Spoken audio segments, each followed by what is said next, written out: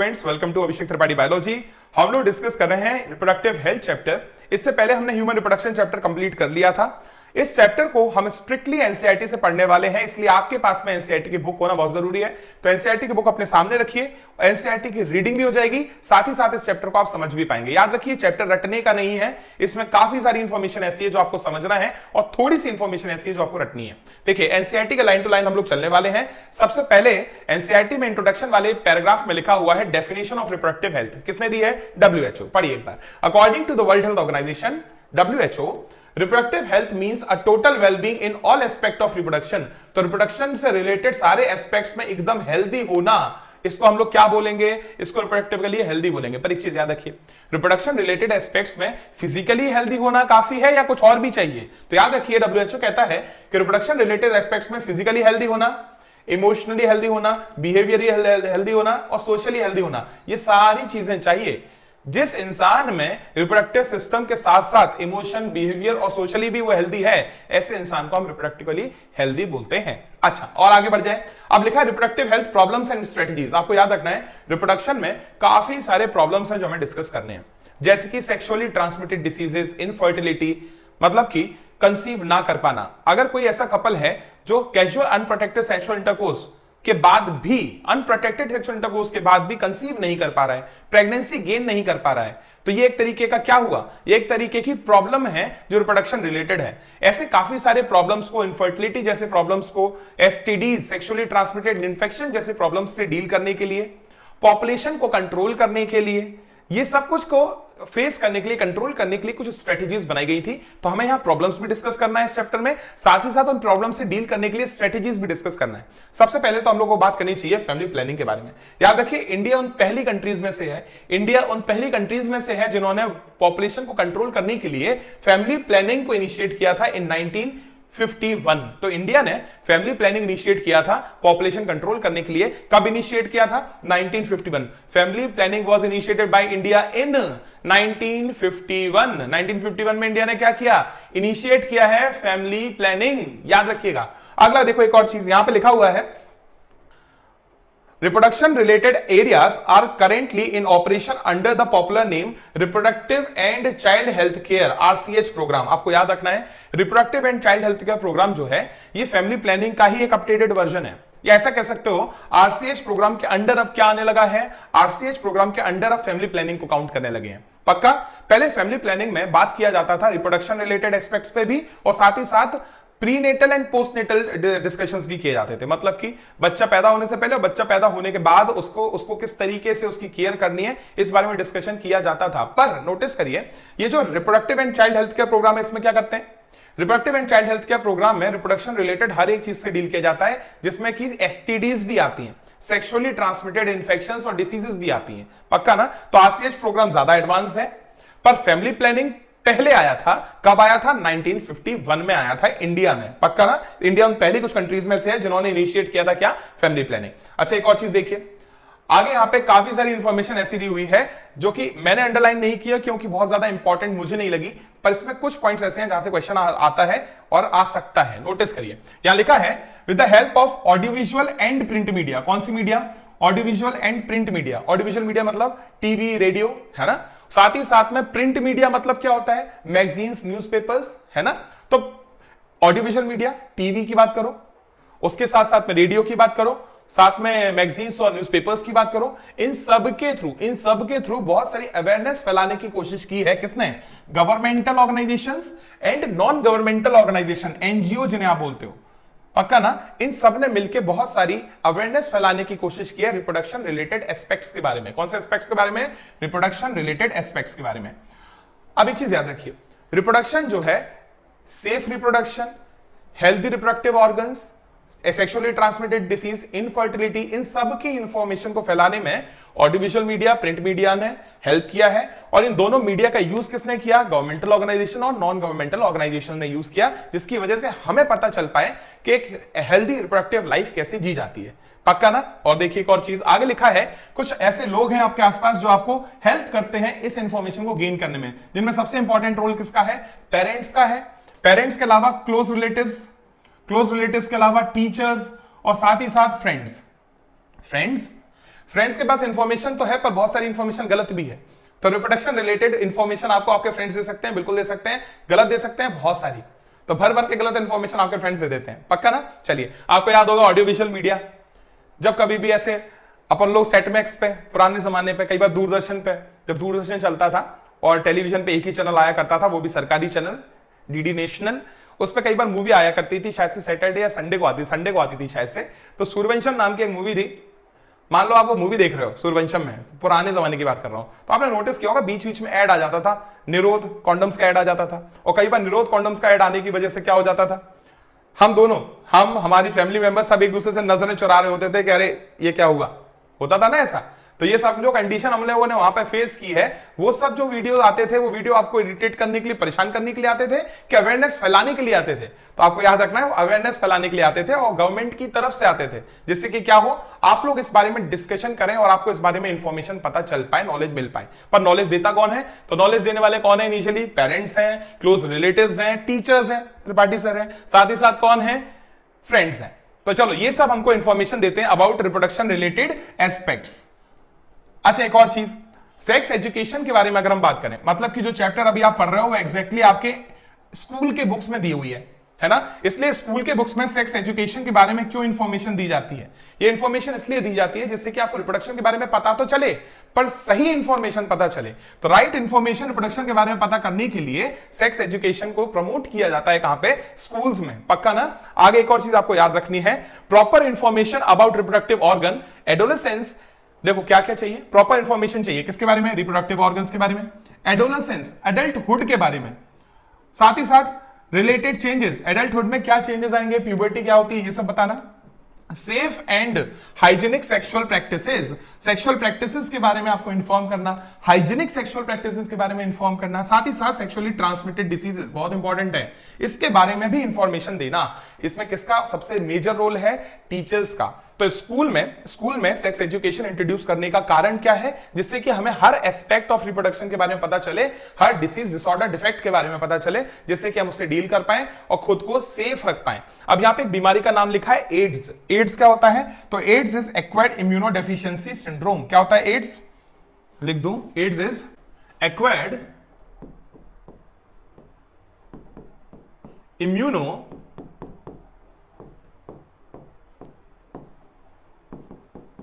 Deficiency syndrome.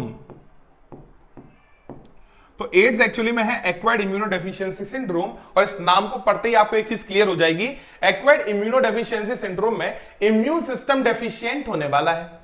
याद रखिए, it is a sexually transmitted disease, मतलब कि अगर अनहाइजीनिक सेक्सुअल इंटरकोर्स किया जाए, मतलब कि ऐसा सेक्सुअल इंटरकोर्स किया जाए जहां पे आपको पता ही नहीं है सामने वाला बीमार है कि नहीं है, तो अगर एक इंडिविजुअल, एक पार्टनर को अगर एड्स हो चुका है तो वो दूसरे पार्टनर को ट्रांसफर कर सकता है ये बीमारी।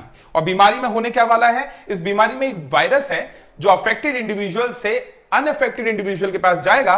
वायरस का नाम है HIV। तो आपने सुना होगा HIV leading to AIDS. HIV होता है ह्यूमन इम्यूनो डेफिशिएंसी वायरस। याद रखिए, it is a single stranded RNA virus, मतलब कि HIV की अगर हम बात करें तो इसमें आपको मिलेगा सिंगल स्ट्रैंडेड RNA। और HIV क्या करवा देता है, एड्स कॉज कर देता है, which is acquired immunodeficiency syndrome. यहां पे हमारा इम्यून सिस्टम डेफिशिएंट हो जाएगा और हम किसी भी बीमारी से पीड़ित हो जाएंगे बड़ी आसानी से। चलिए, अब देखिए, याद रखिए, इन सारी चीजों के बारे में इंफॉर्मेशन देना सेक्स एजुकेशन का पार्ट है और इसको स्कूल्स में इंट्रोड्यूस किया गया है। आगे देखिए जल्दी से, यहां लिखा है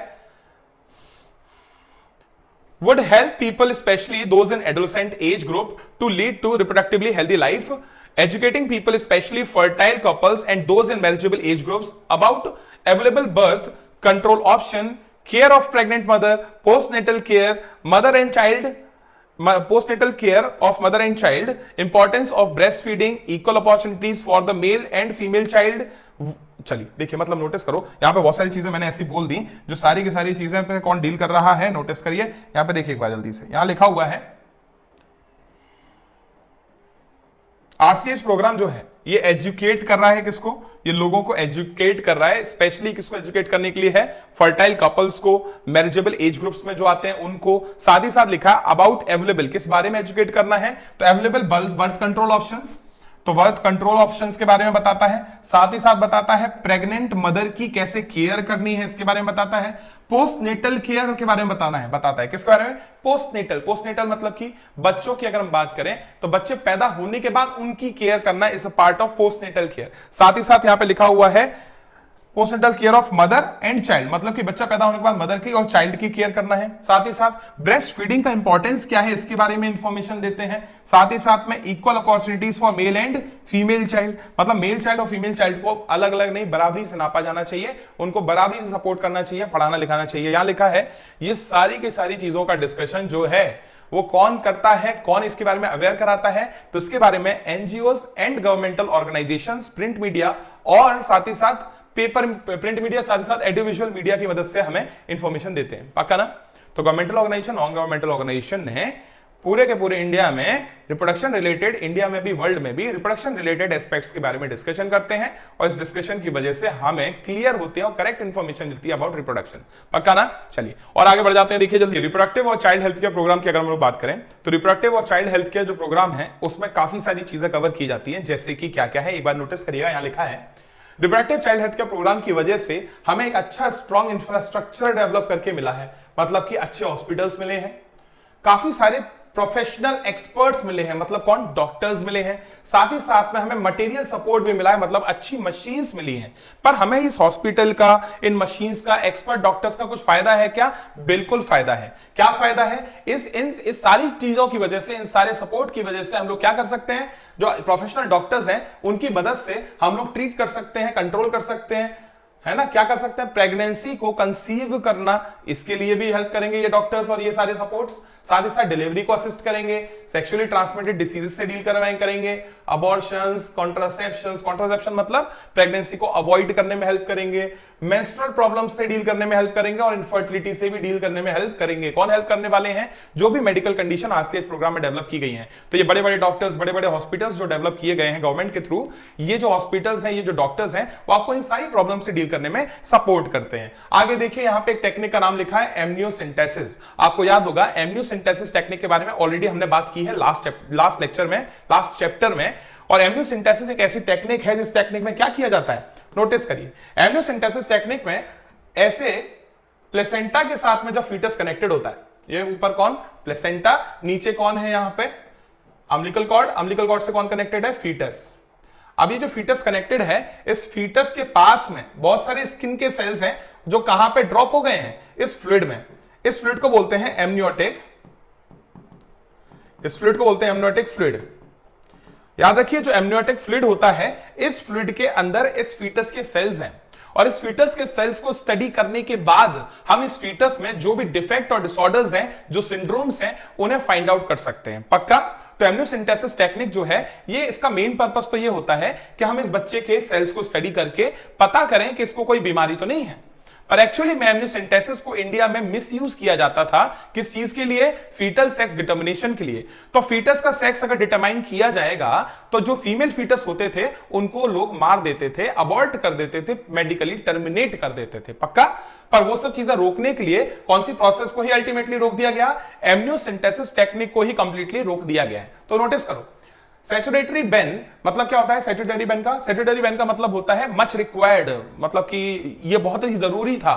तो statutory ban on amniocentesis for sex determination to legally check increase menace of female foeticide. Menace मतलब खतरा, तो मतलब फीमेल फीटिसाइड्स मतलब कि जो फीमेल हैं, जो नए नए बच्चे, जो फीमेल बच्चे पैदा हो रहे थे, उनको मार दिया जाता था। उनके मरने का खतरे की वजह से एक बहुत ही जरूरी बैन लगा दिया गया। कौन सी प्रोसेस पे, एमनियोसिंथेसिस पे, क्योंकि एमनियोसिंथेसिस टेक्निक का यूज कुछ और है पर हम उसका मिसयूज कर रहे थे by determining sex of foetus. और एक और चीज देखिए, लिखा है in amniocentesis some of the amniotic fluid of developing foetus is taken. Amniotic fluid जो है, थोड़ा सा एमनियोटिक फ्लूइड को कलेक्ट किया जाता है बाय इंसर्टिंग अ सिरिंज, एक निडल, एक लंबी सी निडल को इंसर्ट किया जाता है एब्डोमिनल वॉल से, और कहां तक ले जाया जाता है, एमनियन तक ले जाया जाता है। फिर एमनियन में से एमनियोटिक फ्लूइड को कलेक्ट कर लेते हैं। देखो यहां पे लिखा है in amniocentesis some of the amniotic fluid of developing fetus is taken to analyze the fetal cells and dissolved substance। Amniotic fluid में फीटल सेल्स हैं, डिसॉल्व सब्सटेंस है, उनको स्टडी किया जाता है इस टेक्निक में। This procedure is used to test for the presence of certain disorders. देखो यूज क्या है, यूज है to test the presence of genetic disorders such as Down syndrome, जैसे कि डाउन सिंड्रोम है, हीमोफीलिया है, सिकल सेल एनीमिया है, cystic fibrosis है। ऐसे काफी सारे डिसऑर्डर्स को डिटेक्ट करने के लिए, फाइंड आउट करने के लिए ये टेस्ट परफॉर्म किया जाता था। पर इसका मिसयूज की बात करें तो इसका मिसयूज होता था क्या, सेक्स डिटर्मिनेशन, ये इसका मिसयूज था। इसलिए इंडिया में एम्नियोसेंटेसिस हो गया है बैन। और एक और चीज देखिए, यहां पे एक मेडिसिन का नाम लिखा है, एक गोली का, एक टैबलेट का, एक पिल का नाम लिखा हुआ है, पिल का नाम है सहेली। अब जरा हम बात कर रहे हैं सहेली के बारे में। उससे पहले यहां लिखा है, research on various reproduction related areas are encouraged and supported by governmental and non governmental agencies to find out the new methods or to improve upon the existing ones. कौन से मेथड्स के बारे में बात हो रही है, कॉन्ट्रासेप्शन मेथड्स, मतलब कि ये ऐसे मेथड्स हैं जिन मेथड के थ्रू प्रेगनेंसी को अवॉइड किया जा सकता है। याद रखिए, प्रेगनेंसी को अवॉइड करने के लिए एक पिल है, एक मेडिसिन है, एक टैबलेट है जो कि गवर्नमेंट ने डेवलप की थी। और ये टैबलेट किसके लिए है, फीमेल्स के लिए है। टैबलेट का नाम था सहेली। तो मैं यहां लिखा हुआ है, पढ़िए। सहेली जो है, it is a new oral contraceptive for females, was developed by scientist at central drug research institute in Lucknow, India. याद रखिएगा, लखनऊ में, इंडिया में लखनऊ, और लखनऊ में एक इंस्टीट्यूट का नाम है सीडीआरआई। सीडीआरआई क्या है, central drug research institute. Exam point of view से काफी इंपॉर्टेंट है, एग्जाम से बहुत बार आ चुका है, तो गलती से भी इसको भूलना नहीं है।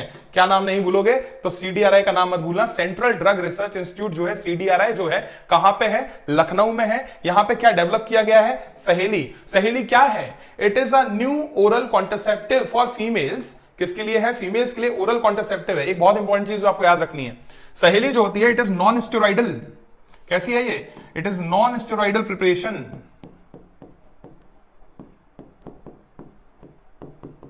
मतलब ना इसमें ईस्ट्रोजन है, ना इसमें प्रोजेस्ट्रॉन है। तो इसमें ईस्ट्रोजन प्रोजेस्ट्रॉन नहीं होता। किसमें नहीं होता ईस्ट्रोजन प्रोजेस्ट्रॉन, सहेली में ईस्ट्रोजन प्रोजेस्ट्रॉन नहीं है। तो इट इज ओरल कॉन्ट्रासेप्टिव, खाने वाली टैबलेट है, बिल्कुल है। क्या नाम है, सहेली। कहां डेवलप हुई, CDRI, central drug research institute. कहां है ये इंस्टीट्यूट, लखनऊ में है। लखनऊ मतलब कहां, इंडिया में है, पक्का ना, ये अपन को याद रखना है। आगे लिखा हुआ है, better awareness about sex related matters, increase number of medically assisted deliveries. देखिए, जितनी ज्यादा अवेयरनेस लोगों में होगी, उतना ज्यादा लोग डिलीवरीज कहां करवाएंगे, हॉस्पिटल्स में करवाएंगे। आपको पता है, कम अवेयरनेस होने की वजह से और खराब मेडिकल कंडीशंस होने की वजह से, फाइनेंशियल इश्यूज होने की वजह से कई बार लोग डिलीवरीज घर पे ही कर लेते हैं, है ना। पर किसकी प्रेजेंस में कर लेते हैं, कुछ नर्सेस की प्रेजेंस में कर लेते हैं, जो कि बहुत ज्यादा नॉलेज नहीं रखते। तो इसलिए याद रखिए, अब जैसे जैसे अवेयरनेस फैलती जा रही है, वैसे वैसे मेडिकली असिस्टेड डिलीवरीज का नंबर कम होता जा रहा है कि बढ़ता जा रहा है, बढ़ता जा रहा है। आगे लिखा है, better postnatal care leading to decrease maternal and infant mortality rates.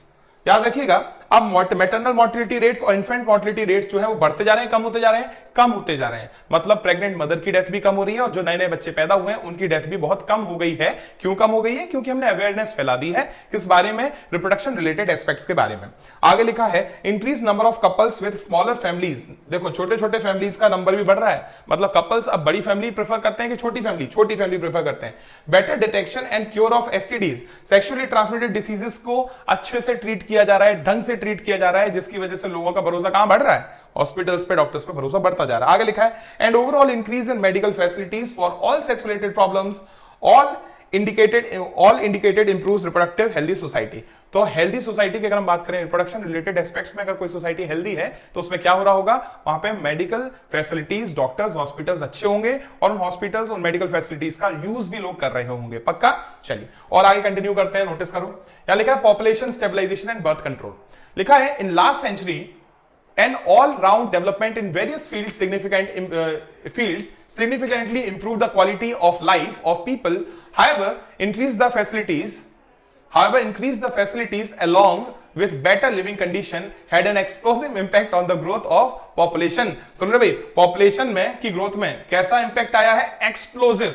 मतलब पॉपुलेशन थोड़ी बहुत बढ़ रही है कि बहुत ज्यादा बढ़ गई है, तो आपको याद रखना है अच्छी खासी पॉपुलेशन बढ़ गई है। एक चीज नोटिस करिए, हम जरा कुछ पॉइंट्स हैं जो साथ में नोट डाउन करते हुए चलेंगे, इससे हमको याद भी रहे, क्योंकि इंपॉर्टेंट पॉइंट्स हैं। देखिए करके पढ़ते जाते हैं। यहां पे लिखा हुआ है, सबसे पहली चीज तो पॉपुलेशन बढ़ क्यों रही है, पॉपुलेशन बढ़ने के पीछे रीजन क्या था। तो पॉपुलेशन बढ़ने की का कारण आजकल क्या है, आजकल पॉपुलेशन बढ़ने का कारण मेनली है अच्छी मेडिकल कंडीशन। अच्छी मेडिकल कंडीशंस की वजह से जो डेथ है, maternal death and neonatal death, मतलब कि नए बच्चे जो पैदा हुए हैं उनकी डेथ और मदर की डेथ बहुत कम हो गई है। डिलीवरीज जो है वो डॉक्टर्स से असिस्टेड है, मतलब डॉक्टर्स उसको असिस्ट कर रहे हैं। तो ऐसी डिलीवरीज में क्या हो रहा है, ऐसी डिलीवरी में चांसेस ऑफ डेथ बच्चे की भी और मदर की क्या है, कम है। साथ ही साथ अच्छी मेडिकल कंडीशन की वजह से जो बूढ़े लोग हैं जिनकी एज मान लीजिए आप 75 80 प्लस चली गई है, ऐसे इंडिविजुअल्स भी अगर बीमार होते हैं तो उनको भी डॉक्टर्स बचा लेते हैं। तो मतलब जो पुराने लोग हैं वो भी जिंदा हैं, साथ ही साथ जो नए लोग पैदा हो रहे हैं वो भी जिंदा हैं। इस वजह से पॉपुलेशन बढ़ रही है। पर ये बात बुरी नहीं है, ये अच्छी बात है। अगर ऐसी पॉपुलेशन बढ़ रही है तो अच्छी बात है। पर याद रखिए, कम अवेयरनेस की वजह से अगर पॉपुलेशन बढ़ रही है, लोगों को पता ही नहीं है कि प्रेगनेंसी को अवॉइड भी किया जा सकता है, तो ऐसी कंडीशन में पॉपुलेशन बढ़ना ये ठीक नहीं है। तो एक बार चेक कर लेते हैं जरा पॉपुलेशन में चेंजेस कितने आए हैं over a period of time. Notice करिए, यहां पे लिखा है, देखिए, the world population which was around 2 billion in 1900। कब की बात हो रही है, 1900 की अगर हम लोग बात करें तो वर्ल्ड पॉपुलेशन कितनी थी, वर्ल्ड पॉपुलेशन जो थी 1900 में it was around 2 billion. 2 billion थी कब, इन 1900। 2 बिलियन मतलब 2000 मिलियन थी। आगे लिखा है it rocketed to 6 billion in 2000। Year 2000 में जो वर्ल्ड पॉपुलेशन 2 बिलियन थी अब कितनी हो गई है, 6 बिलियन। 1900 में 2 बिलियन, 2000 में 6 बिलियन, बहुत ज्यादा नहीं बढ़ गया। आगे देखिए 2011 में पॉपुलेशन बढ़ के हो गई 7.2 बिलियन। कितनी हो गई वर्ल्ड पॉपुलेशन, 7.2 बिलियन। तो वर्ल्ड पॉपुलेशन की अगर हम बात करें तो वर्ल्ड पॉपुलेशन में चेंजेस किस तरीके से आए हैं, वर्ल्ड पॉपुलेशन में चेंजेस आए हैं। सबसे पहले 1900 में कितनी थी, तो 1900 में पॉपुलेशन थी 2 बिलियन, ठीक है। फिर आ गया 2000, ईयर 2000 की अगर हम बात करें पॉपुलेशन हो गई 6 बिलियन। और 2011 की बात करें तो 2011 में पॉपुलेशन कितनी हो गई थी, 7.2 बिलियन। पर याद रखिए, ये जो भी हमने डेटा लिखा है, ये जो चेंज देखने को मिल रहा है ये वर्ल्ड पॉपुलेशन का चेंज है। वर्ल्ड पॉपुलेशन इस तरीके से बढ़ी थी। पर अभी रुको, अभी इंडिया का मौका बाकी है, तो इंडिया को एक बार और चेक कर लो इंडिया ने क्या किया। तो यहां पे लिखा है similar trend was observed in India too. गलत लिख रहे हैं, सिमिलर नहीं है, कुछ ज्यादा ही है। तो नोटिस करो इंडिया में क्या हुआ है, यहां लिखा है a similar trend was observed in India too. Our population which was approximately 350 million at the time of our independence। भैया देखो, इंडिपेंडेंस के समय हमारी पॉपुलेशन कितनी थी, 350 मिलियन। अरे बहुत कम थी, है ना।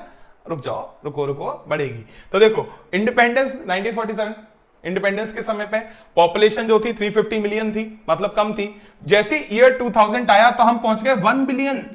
ईयर 2000 में कितने हो गए हम, 1 बिलियन हो गई इंडिया की पॉपुलेशन। और आगे देखो 2011 में इंडिया की पॉपुलेशन हो गई 1.2 बिलियन। नोटिस करने लायक चीज ये है, हर छठवां इंसान इंडियन है। मतलब ऐसा मान के चलो, अगर वर्ल्ड को इंडिया की पॉपुलेशन से कंपेयर किया जाए, मैं लिख ही देता हूं ना, फिर कंपेयर कर लो। देखो जल्दी से, world population India population compare करके देख लो। इंडिया की अगर हम बात करें 1947 में कितनी थी, 350 मिलियन, 350 बिलियन नहीं, मिलियन। फिर कितनी हो गई, नोटिस करो 1947 के बाद ईयर 2000 देखो, ईयर 2000 में 1 बिलियन पहुंच गए हम लोग, 1 बिलियन। और फिर 2011 में कितने पहुंचे, 2011 में हम लोग पहुंच गए 1.2 बिलियन। यहां लिखा हुआ है कितना हो गया हम लोग, 1.2 बिलियन। मतलब वर्ल्ड की पॉपुलेशन इंडिया की पॉपुलेशन कंपेयर की जाए तो इंडिया की पॉपुलेशन अच्छी खासी बढ़ गई है। पूरे वर्ल्ड की पॉपुलेशन 7.2 बिलियन है और इंडिया की पॉपुलेशन 1.2 बिलियन है। मतलब लगभग मान के चलिए कि हमने वर्ल्ड के, पूरी दुनिया के लोगों को मान लो एक बड़े से एक बकेट के अंदर, बाल्टी के अंदर हमने सारे लोग डाल दिए। तो हम क्या करने वाले हैं, चम्मच से लोगों को निकालेंगे। तो पहला जो इंसान निकलेगा, दूसरा निकलेगा, तीसरा निकलेगा, चौथा निकलेगा, पांचवा निकलेगा और छठवां जो निकलेगा वो कौन होगा, Indian. Every 6th individual in the world is Indian. तो पूरे वर्ल्ड के पॉपुलेशन में इंडिया की पॉपुलेशन कितनी है, इंडिया की पॉपुलेशन 1.2 बिलियन है, जो कि 2011 के हिसाब से अब तो और ज्यादा बढ़ गई है। तो वर्ल्ड पॉपुलेशन के हिसाब से हमारी पॉपुलेशन भी अच्छी खासी बढ़ गई है और हर छठवां इंसान वर्ल्ड में कौन है, इंडियन ही है। आगे बढ़ जाइए, अब यहां लिखा है a rapid decline in death rate. Reason लिखे हैं इन्होंने कि आखिर ऐसा क्यों हो गया, पॉपुलेशन इतनी इंक्रीज क्यों हो गई, उसका रीजन लिखा है। तो लिखा rapid decline in death rate, maternal mortality, rate and infant mortality rate, मतलब कि जो डेथ रेट है, लोगों के मरने का जो नंबर है बहुत कम हो गया है।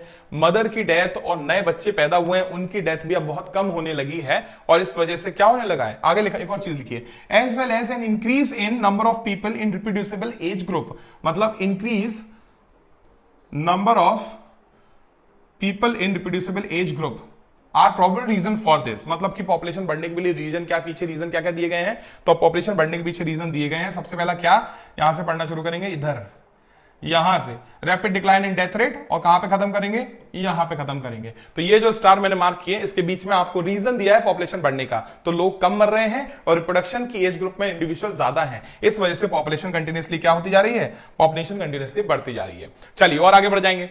अब यहां पे लिखा है, through our reproductive child health care program, though we could bring down the population growth rate, it was only marginal. According to 2011 census report, the population growth rate was less than 2%. याद रखिएगा 2011 के census की अगर हम बात करें तो हमारा जो पॉपुलेशन ग्रोथ रेट था it was less than 2%। Less than 2% मतलब क्या, 20/1000 पर ईयर। इसका मतलब ये होता है, मान लीजिए एक पॉपुलेशन में रिप्रोड्यूस करने लायक लोग हैं 1000, ये 1000 लोग साल में 20 और नए बच्चों को ऐड कर रहे हैं इन द सेम पॉपुलेशन। तो 1000 लोगों की पॉपुलेशन में 1000 रिप्रोडक्शन करने लायक पॉपुलेशन के लोगों में क्या होने वाला है, 20 नए लोग ऐड हो जाते हैं हर साल, मतलब 1000 रिप्रोड्यूसिंग एज ग्रुप के लोग 20 नए लोगों को हर साल पॉपुलेशन में ऐड करते हैं, कौन सी प्रोसेस के थ्रू, रिप्रोडक्शन के थ्रू, पक्का ना। तो इसका मतलब क्या है, हमारी जो पॉपुलेशन ग्रोथ है वो कैसी है, हर 1000 इंसान 20 नए लोगों को जोड़ देता है इन द पॉपुलेशन, इसका मतलब 20/1000 पर ईयर, पक्का ना। इसी को बोलते हैं लेस देन 2%। क्या है ये पॉपुलेशन ग्रोथ रेट है इंडिया का। चलिए इसी के साथ हम थोड़ा बढ़ते हैं आगे, और अब देखिए लिखा है the most important step to overcome this problem is to motivate smaller families. देखो आरसीएच प्रोग्राम ने, फैमिली प्लानिंग तो 1951 में आ ही गया था, पर आरसीएच प्रोग्राम ने क्या किया, reproductive and child health programme की मदद से, इस प्रोग्राम की वजह से अब छोटी फैमिलीज के बारे में अवेयरनेस फैलाना चालू किया गया। आपने नोटिस किया होगा डीडी नेशनल पे जब आप पुराने समय पे दूरदर्शन देखते थे तो स्लोगन आता था, हम दो हमारे दो, छोटा परिवार सुखी परिवार। ये जो स्लोगन्स आया करते थे डीडी नेशनल पे, ये प्रमोट करने के लिए ही थे। ये क्या प्रमोट करने के लिए थे, स्मॉलर फैमिलीज को प्रमोट करने के लिए थे। तो यहां लिखे भी हैं स्लोगन्स, कौन कौन से, हम दो हमारे दो, V2R2, इंग्लिश में भी लिखा है V2R2। Many couples, mostly the young urban couples की अगर हम लोग बात करें तो इन्होंने एक और चीज अपनाई है, वो है वन चाइल्ड नॉर्म, मतलब बच्चा एक ही अच्छा। तो हम दो हमारे दो के साथ साथ बच्चा एक ही अच्छा, ये चीज भी अपनाई थी काफी सारे इंडियंस ने, पक्का ना। पर कैसे इंडियंस ने, पढ़े लिखे इंडियंस ने। और हम दो हमारे दो किसने अपनाया था, अच्छे पढ़े लिखे इंडियंस ने भी और रूरल इंडियंस ने भी। तो अर्बन रूरल सबने हम दो हमारे दो तो अपना लिया था। चलिए आगे लिखा है statutory raising of marriageable age group. एक और चीज याद रखिए, सुनो, एक much needed increase in marriageable age group was required. याद रखिएगा मैरिजेबल एज ग्रुप में अब एक और चेंज हो गया है जो रिसेंट चेंज है, आपको याद रखना है। फीमेल्स और मेल्स की बात करें तो फीमेल्स की एज ग्रुप शादी के लिए 21 होना चाहिए, और मेल्स की भी कितनी होनी चाहिए, 21 होना चाहिए। पहले ये 18 हुआ करती थी, पर अब एज ग्रुप चेंज हो गया, कितनी हो गई है, 21 हो गई है। चलिए आगे लिखा है, यहां लिखा है an ideal contraceptive should be. अब हमें बात करना है अबाउट कॉन्ट्रासेप्शन। देखो दो चीजें हैं, एक है कंसेप्शन, कंसेप्शन मतलब होगा टू गेन प्रेगनेंसी,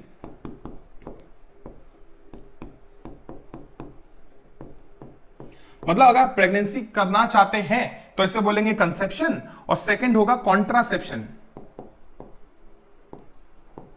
कॉन्ट्रासेप्शन होता है to avoid pregnancy, avoid pregnancy. तो प्रेगनेंसी को अवॉइड करने के लिए, देखो प्रेगनेंसी अवॉइड इसलिए करनी है क्योंकि कई सारी अनवांटेड प्रेगनेंसीज भी होती हैं जो कपल्स के अनप्रोटेक्टेड सेक्सुअल इंटरकोर्स की वजह से हो जाती हैं। पर क्या उन प्रेगनेंसीज को अवॉइड किया जा सकता है, तो बिल्कुल किया जा सकता है। तो सेक्सुअल जो भी अनप्रोटेक्टेड सेक्सुअल इंटरकोर्स से हुई प्रेगनेंसीज हैं, अनवांटेड प्रेगनेंसीज हैं, उनको अवॉइड करने के लिए हमने क्या टर्म यूज किया है, कॉन्ट्रासेप्शन। तो यहां एक चीज नोटिस करो, यहां पे लिखा हुआ है Let us describe some of the common used contraceptives। अब हमें कुछ कॉन्ट्रासेप्टिव डिवाइसेस एंड मेजर्स के बारे में डिस्कशन करना है। कौन से डिवाइसेस, कौन से मेजर्स, तो यहां पे लिखा हुआ है कॉमनली यूज कॉन्ट्रासेप्टिव मेथड्स हम डिस्कस करने वाले हैं, which help to prevent unwanted pregnancy. तो अनवांटेड प्रेगनेंसी को अवॉइड करने के लिए कॉन्ट्रासेप्टिव मेथड्स हमको पढ़ने हैं। एक आइडियल कॉन्ट्रासेप्टिव क्या होता है, इस पे क्वेश्चन एग्जाम्स में आते हैं। देखिए an ideal contraceptive ideal contraceptive should be user friendly. कैसा होना चाहिए? यूजर फ्रेंडली, मतलब लोगों को ऐसे बुक लेके ना बैठनी पड़े 300 पेजेस की समझने के लिए कि इस कॉन्ट्रासेप्टिव डिवाइस को यूज कैसे करें। पक्का? अच्छा, तो मतलब यूजर फ्रेंडली होना चाहिए, लोगों को समझ में आना चाहिए कि क्या है।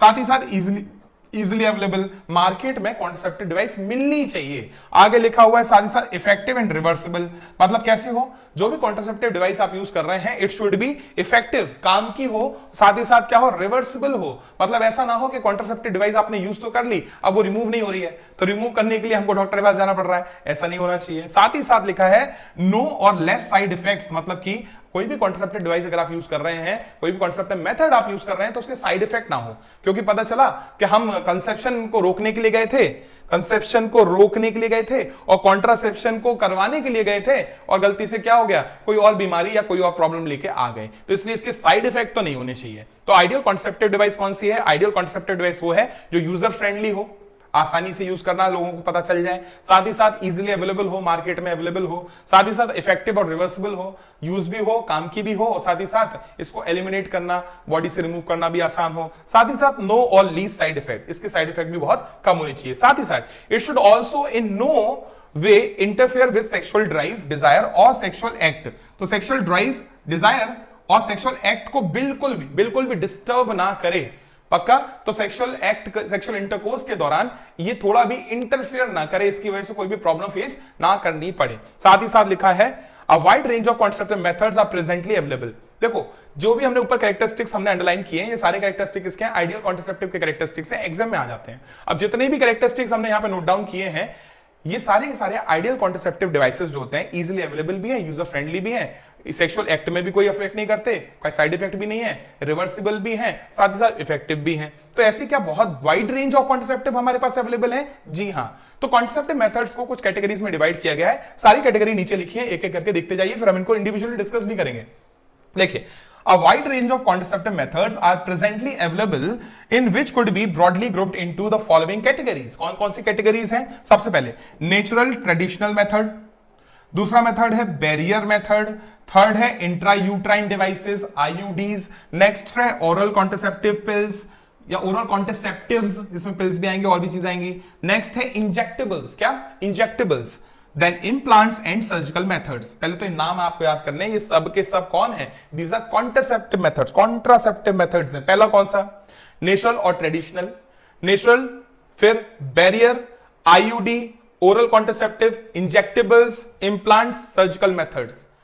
Natural, barrier, IUD, oral contraceptive, injectables, implants, surgical methods. याद रखिएगा ये सारे के सारे कॉन्ट्रासेप्टिव मेथड्स हैं, एक एक करके इनका डिस्कशन शुरू कर देते हैं। सबसे पहले आ जाते हैं नेचुरल मेथड पे। कौन सा मेथड डिस्कस करना है सबसे पहले? Natural method. याद रखिएगा सारे मेथड बहुत इंपॉर्टेंट हैं। सबसे पहला कौन सा है? Natural method. नेचुरल मेथड में 3 पार्ट हैं जो आपको डिस्कस करने हैं। कौन कौन से? एक करना है पीरियडिक एब्स्टिनेंस, दूसरा हमें करना है विड्रॉल ऑफ कोइटस इंटरप्टस, और थर्ड करना है लैक्टेशनल एमेनोरिया। ये तीनों चीजें हैं जो हैं, तीनों पार्ट आते हैं नेचुरल में। नेचुरल मेथड ऑफ कॉन्ट्रासेप्शन मतलब इस मेथड में कोई भी डिवाइस यूज नहीं होगी। कॉन्ट्रासेप्टिव मेथड के लिए, इस मेथड के लिए कोई भी डिवाइस यूज नहीं की जाएगी। तो क्या यूज किया जाएगा? तो इसमें अपनी नॉलेज और इंफॉर्मेशन का यूज किया जाएगा। कैसे? नोटिस करिए। Natural method work on the principle of avoiding chances of ovum and sperm meeting. मतलब नेचुरल मेथड की मदद से स्पर्म और ओवा को मिलने नहीं दिया जाएगा। मिलने दिया जाएगा कि नहीं दिया जाएगा? नहीं मिलने दिया जाएगा। नोटिस करिए। सबसे पहला है पीरियडिक एब्स्टिनेंस। मुझे एक बात बताओ, आपको एक चीज बहुत अच्छे से पता है, मेंस्ट्रुअल साइकिल की अगर मैं बात करूं तो मेंस्ट्रुअल साइकिल 1 डे से, फर्स्ट डे से शुरू होकर 28th डे तक जाती है। 1 के बाद 2, 3, 4, 5, 6, 7, 8, 9, 10, 11, 12, 13 और 14। आपको याद है 14th day? 14th day ovulation हुआ करता था। मैंने आपको एक चीज और बताई थी कि 14th डे पे ओवुलेशन तो होगा। मैं एक और चीज लिख दूं, +- 2 डेज पे क्या होगा? ओवुलेशन। ओवुलेशन की हम बात कर रहे थे, कब हो रहा है ओवुलेशन? 14th +- 2 डेज पे होता है। तो ओवुलेशन अगर 14 +- 2 डेज पे होता है तो मतलब कि सीधा सीधा हिसाब क्या हो गया? लगभग मान के चलिए 10th डे से लेके 17th डे की अगर हम बात करें, 10वें दिन से लेके 17th डे की अगर मैं बात करूं, तो ये वो समय है कि जिस समय क्या होगा? ओवा रिलीज हो चुका होगा। और ओवा अगर रिलीज हो चुका होगा तो ओवुलेशन के चांसेस, फर्टिलाइजेशन के चांसेस कम होंगे कि बढ़ जाएंगे? तो इस दौरान अगर सेक्सुअल इंटरकोर्स किया जाएगा तो फर्टिलाइजेशन के चांस हो जाते हैं ज्यादा। तो इसीलिए क्या किया जाएगा? 10th से लेके 17th day of menstrual cycle जब ओवुलेशन होने के चांसेस हैं, उस दौरान सेक्सुअल इंटरकोर्स को किया जाए अवॉइड। इस चीज को बोलते हैं क्या? इसको बोलते हैं पीरियडिक एब्स्टिनेंस। पक्का ना? मतलब इस दौरान क्या नहीं होना चाहिए? सेक्सुअल इंटरकोर्स नहीं होना चाहिए, इंसेमिनेशन नहीं होना चाहिए, जिससे कि फर्टिलाइजेशन क्या हो? रुक जाए। अगला मेथड यहां पे नोटिस करिए, एक और चीज बता दूं, डे 10 से ले डे 17 तक ओवुलेशन होने का चांस होता है, इसको बोलते हैं फर्टाइल पीरियड। पक्का ना? एक और चीज आपको याद रखनी है कि फर्टाइल पीरियड जो है वो डे 10 से डे 17 तक तो है, पर एक्चुअली ओवुलेशन होता कब है? 14th डे पे। फिर डे 10 से 17 क्यों लेके चले हैं? जिससे कि कोई चांसेस ना रहे फर्टिलाइजेशन के। पक्का? एक और मेथड है यहां पे विड्रॉल और कॉइटस इंटरप्टस। याद रखिए, कॉइटस इंटरप्टस एक ऐसा मेथड है जिस मेथड में सेक्सुअल इंटरकोर्स के दौरान जो मेल है वो इंसेमिनेशन को अवॉइड करेगा। समझ रहे हैं? मतलब मेल जो है सेक्सुअल इंटरकोर्स के दौरान अगर अपने सीमेन को फीमेल जेनिटल ट्रैक्ट में डिलीवर ही ना करे, ट्रांसफर ही ना करे, इंसेमिनेशन ही ना करे, तो कैसे कंडीशन में चांसेस ऑफ फर्टिलाइजेशन कैसे होंगे? चांसेस ऑफ फर्टिलाइजेशन हो जाएंगे बहुत ही कम। तो आपको सिंपली याद रखना है, फर्टिलाइजेशन के चांसेस को कम करने का एक और तरीका कौन सा, एक और मेथड कौन सा है? नेचुरल मेथड में आता है विड्रॉल और कॉइटस इंटरप्टस। एक बार पढ़ लो क्या लिखा है। Withdrawal or coitus interruptus is another method in which male partner withdraws his penis from the vagina just before ejaculation। मतलब क्या प्रिवेंट हो गया? इंसेमिनेशन। और इंसेमिनेशन हुआ ही नहीं तो फर्टिलाइजेशन भी नहीं होगा। लिखा है so as to avoid insemination। Last part पे आते हैं which is lactational amenorrhea। Amenorrhoea का मतलब होता है absence of menstruation।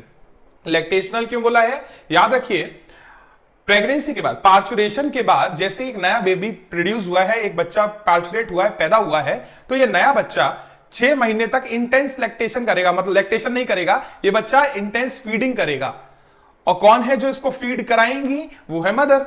तो मदर 6 महीने तक इंटेंस लैक्टेशन का पीरियड से गुजरती हैं, जिस दौरान मदर जो है हाई अमाउंट में बच्चे को क्या प्रोवाइड करने वाली है? मिल्क। क्योंकि बहुत छोटा सा बच्चा है, अभी अभी पैदा हुआ है, ऑब्वियसली ये सब्जी रोटी तो खाने वाला नहीं है, चिकन तंदूरी तो खाएगा नहीं, तो खाएगा क्या? मिल्क। तो ये पूरी तरह से मिल्क पे डिपेंडेंट है, और इस छोटे बच्चे को मिल्क प्रोवाइड करने के लिए मदर क्या करती है? मदर करती है इंटेंस लैक्टेशन। और इस दौरान मदर की बॉडी रहती है थोड़ी सी वीक, और जब कभी भी फिजिकली मदर वीक रहेंगे तो ऐसी कंडीशन में मेंस्ट्रुअल साइकिल रुक जाती है। याद रखिए, मैक्सिमम 6 महीने तक मेंस्ट्रुअल साइकिल रुकती है आफ्टर पार्चुरेशन, और इसको बोलते हैं इसको बोलते हैं लैक्टेशनल एमेनोरिया। और याद रखिए, लैक्टेशनल एमेनोरिया के दौरान ओवुलेशन भी नहीं होगा। तो ना ओवुलेशन हो रहा है ना मेंस्ट्रुअल साइकिल चल रही है। एक बात बताओ, ओवुलेशन हो ही नहीं रहा है तो क्या इस 6 मंथ के पीरियड में फर्टिलाइजेशन के चांसेस हैं कि नहीं है? नहीं है। तो इसको क्या बोलते हैं हम लोग? इसको बोलते हैं नेचुरल मेथड। मेथड का नाम है लैक्टेशनल एमेनोरिया। पढ़ ले एक बार, देखिए लिखा है absence of menstruation in this method is based on the fact that ovulation and therefore the cycle do not occur during the period of intense lactation following parturition. Therefore, as long as the mother breastfeed child fully, the chances of conception are almost nil। याद रखिए, जब तक mother breast feed कर रही है किसको? Child को। Fully period को बोलेंगे इंटेंस लैक्टेशन। उस दौरान क्या होगा? कंसेप्शन के चांस, प्रेगनेंसी के चांस हो गए ऑलमोस्ट निल। आगे लिखा है however this method has been reported to be very effective only up to a maximum period of 6 months।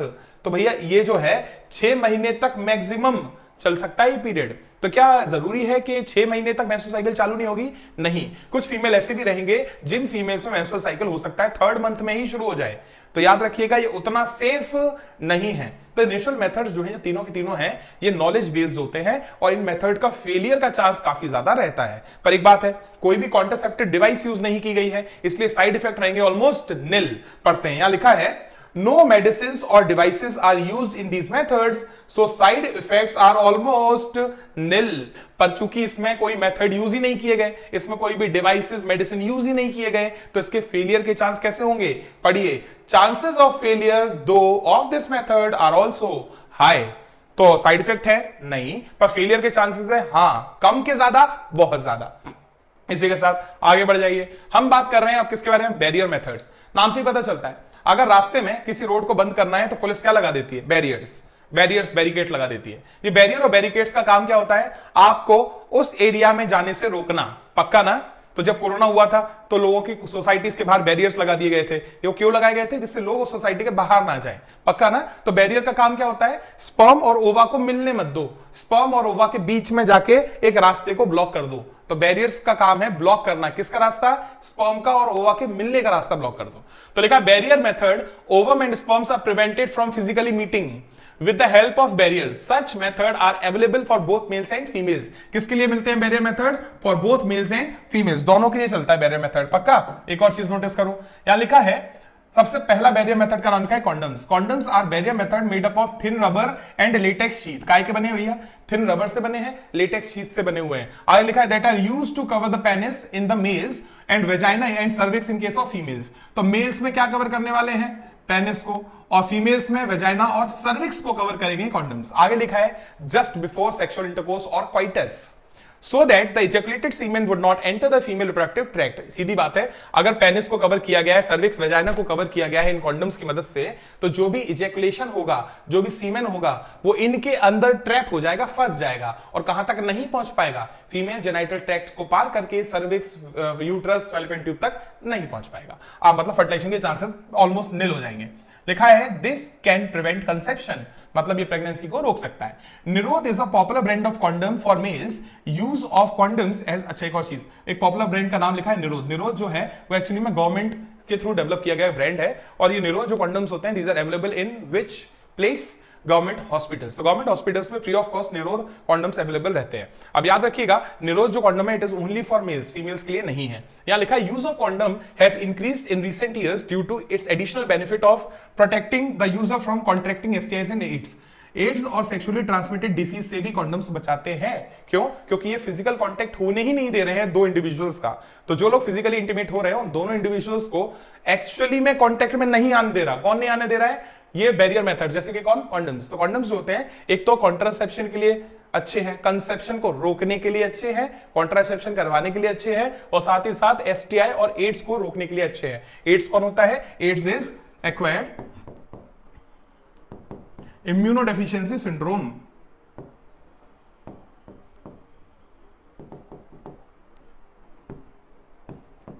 इसमें नाम से पता चलता है होने क्या वाला है, इसमें इम्यून सिस्टम वीक हो जाएगा, और इस बीमारी का पॉजिटिव एजेंट, इसको बीमारी को करने वाला है एचआईवी। एचआईवी कौन होता है? Human immunodeficiency virus.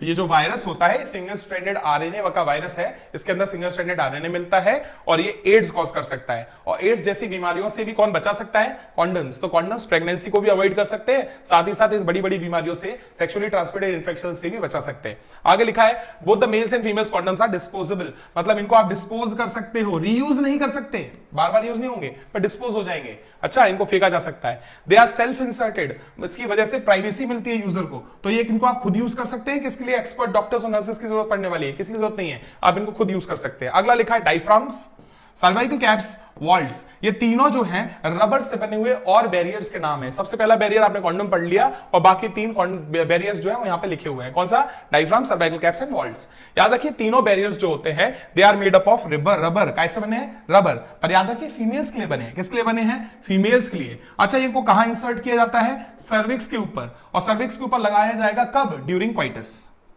तो सेक्सुअल इंटरकोर्स के दौरान सर्विक्स को कवर किया जाता है with diaphragm, cervical caps and vaults in case of females, और इसकी वजह से क्या होता है? They prevent conception by blocking the entry of sperm through the cervix. तो सर्विक्स को पार करके स्पर्म आगे नहीं जा सकता, क्योंकि सर्विक्स को किसने कवर किया है? डायफ्राम ने, सर्वाइकल कैप ने और वॉल्ट्स ने कवर किया हुआ है। एक और चीज याद रखिए, दे आर रीयूजेबल, इनको बार बार यूज किया जा सकता है। आगे लिखा है spermicidal creams, jellies, foams are usually used along these barriers to increase their contraceptive efficiency।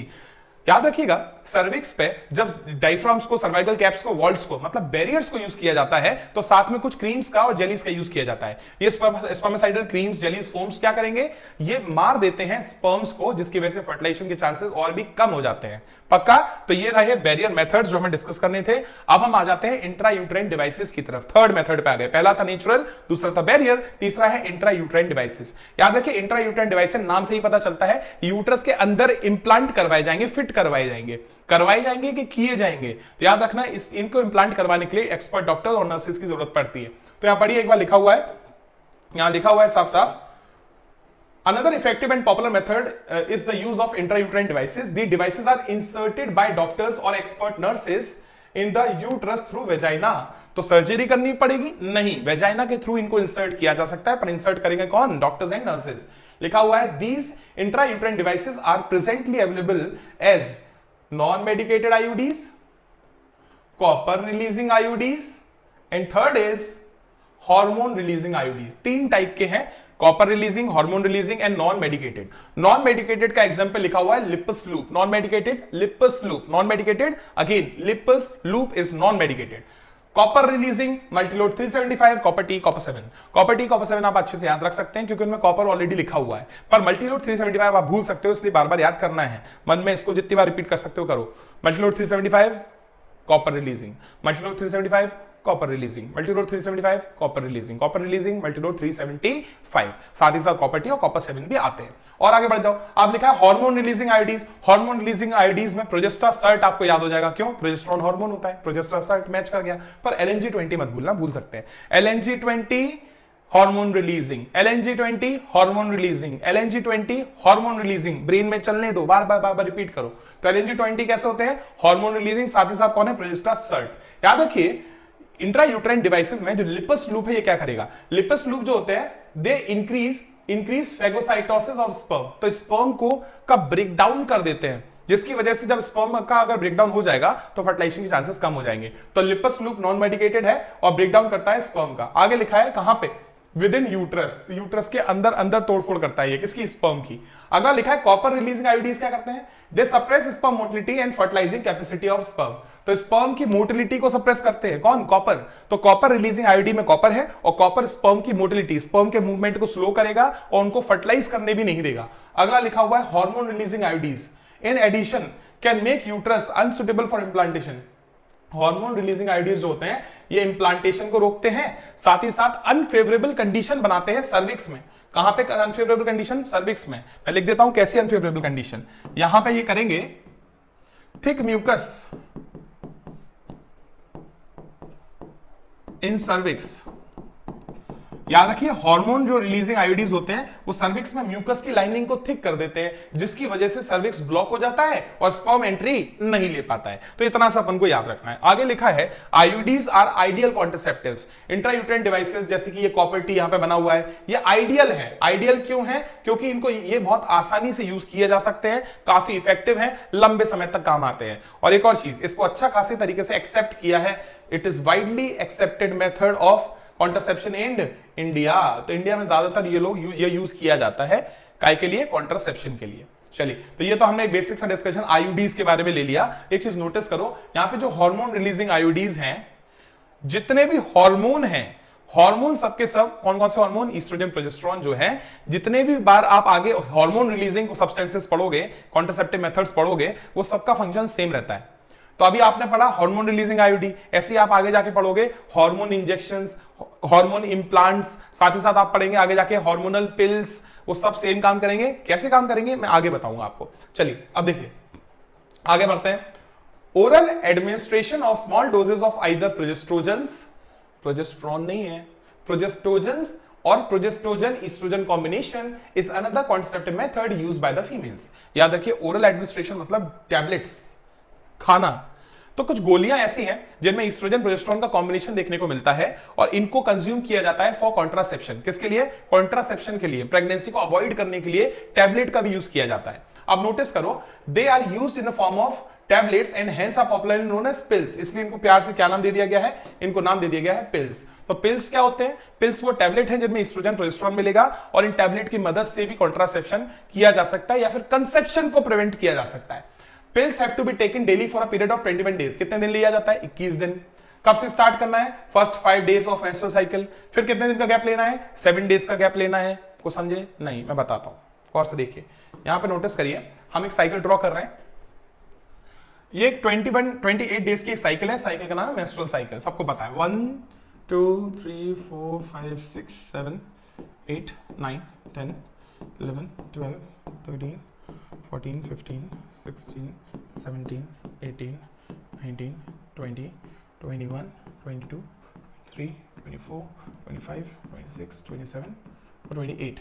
28 दिन की भैया एक साइकिल हमने बना दी है। अब इस साइकिल में मैं आपको ये बताना चाहूंगा कि पिल्स जो है, कॉन्ट्रासेप्टिव पिल्स जो होती है, उन्हें कैसे खाया जाता है। नोटिस करिए, जो भी यहां लिखा हुआ है उसको हम अपन थोड़ा आसान तरीके से समझने की कोशिश करेंगे। पहली बात तो वहां पे लिखा हुआ है 21 डेज टेबलेट लेनी है, पर मेंस्ट्रुअल फेज में शुरू करनी है। पहले 5 दिन जो होते हैं मेंस्ट्रुअल साइकिल के, इसको मेंस्ट्रुअल फेज बोलते हैं, और इस मेंस्ट्रुअल फेज के 4th या 5th डे पे हम लोग शुरू कर सकते हैं क्या लेना, टैबलेट। तो मैं लिख लेता हूं, first pill on 4th day. तो चौथे दिन पे हमने क्या लिया, पहला कॉन्ट्रासेप्टिव पिल ले लिया, जो यहां पे लिखा हुआ है। कितने दिन लेना है ये लिखा है, 21 डेज लिया जाएगा इसको। तो 21 दिन काउंट करते हैं। ये है पहला पिल, 1 2 3 4 5 6 7 8 9 10 11 12 13 14 15 16 17 18 19 20 21, इसके आगे नहीं जाना है। 21 दिन तक टैबलेट लेनी थी। 4th डे पे पहली टैबलेट ली, 21 दिन लगातार टैबलेट ली। नोटिस करो, मेंस्ट्रुअल साइकिल के 4th डे से शुरू किया, 21 दिन टैबलेट लिया, तो कहां तक पहुंच गया आप 25th डे पे आ गए। एक चीज नोटिस करो, यहां पे लिखा है 21 दिन टैबलेट लेनी है और फिर 7 दिन का ब्रेक लेना है। 7 दिन हो रहे हैं कि नहीं हो रहे हैं चेक करो। ये रहा 1 2 3 4 5 6 7। नोटिस करो, 7 दिन का ब्रेक लेने के बाद वापस से 4th डे आ गया मेंस्ट्रुअल साइकिल का। तो क्या आप फिर से टैबलेट ले सकते हैं? बिल्कुल ले सकते हैं। तो 4th डे पे पहली टैबलेट ली, 21st tablet 24th day of menstrual cycle पे खत्म हो जाएगी, फिर 7 दिन का ब्रेक लेंगे, फिर से टैबलेट शुरू करेंगे। कब तक ये प्रोसेस रिपीट करनी है? ये प्रोसेस तब तक रिपीट करनी है जब तक आप क्या चाहते हैं, लिखा है it has to be repeated in the same pattern till the female desires to prevent conception. मतलब कि जब तक फीमेल चाहती है प्रेगनेंसी ना हो, तब तक इस टैबलेट को आप कंटिन्यूअसली 21 डेज तक ले सकते हैं, 7 दिन का ब्रेक ले सकते हैं, फिर 21 डेज तक ले सकते हैं। पर याद रखिए, शुरुआत कब करनी है इसको लेने की, पिल को लेने की, दवाई को लेने की? तो शुरुआत होनी चाहिए मेंस्ट्रुअल फेज के 4th डे या फिर 5th डे पे शुरुआत हो जानी चाहिए। चलेगा? और देखिए आगे लिखा है, करते क्या है, दे इनहिबिट ओवुलेशन। दे इनहिबिट ओवुलेशन, कलर चेंज करें थोड़ा दिखेगा। दे इनहिबिट ओवुलेशन एंड इम्प्लांटेशन। 2 चीजें करेंगे, एक तो ओवुलेशन और इम्प्लांटेशन को रोकेंगे। तीसरा क्या करेंगे, alter the quality of cervical mucus to prevent retard entry of sperm. मतलब 3 काम हो गए। जो ये पिल्स है 3 काम करने वाली हैं। कौन कौन से 3 काम? सबसे पहला क्या होने वाला है, इनहिबिट ओवुलेशन। दूसरा क्या होने वाला है, तो दूसरा यहां पे लिखा हुआ है इम्प्लांटेशन, प्रिवेंट इम्प्लांटेशन। पहली बात तो ओवुलेशन ही नहीं होगा तो फर्टिलाइजेशन नहीं होगा। अगर फर्टिलाइजेशन हो भी गया तो इम्प्लांटेशन रोक देंगे। और इम्प्लांटेशन के से पहले एक और चीज याद रखिए, ये स्पर्म की एंट्री को रोकेंगे। मैं लिख देता हूं,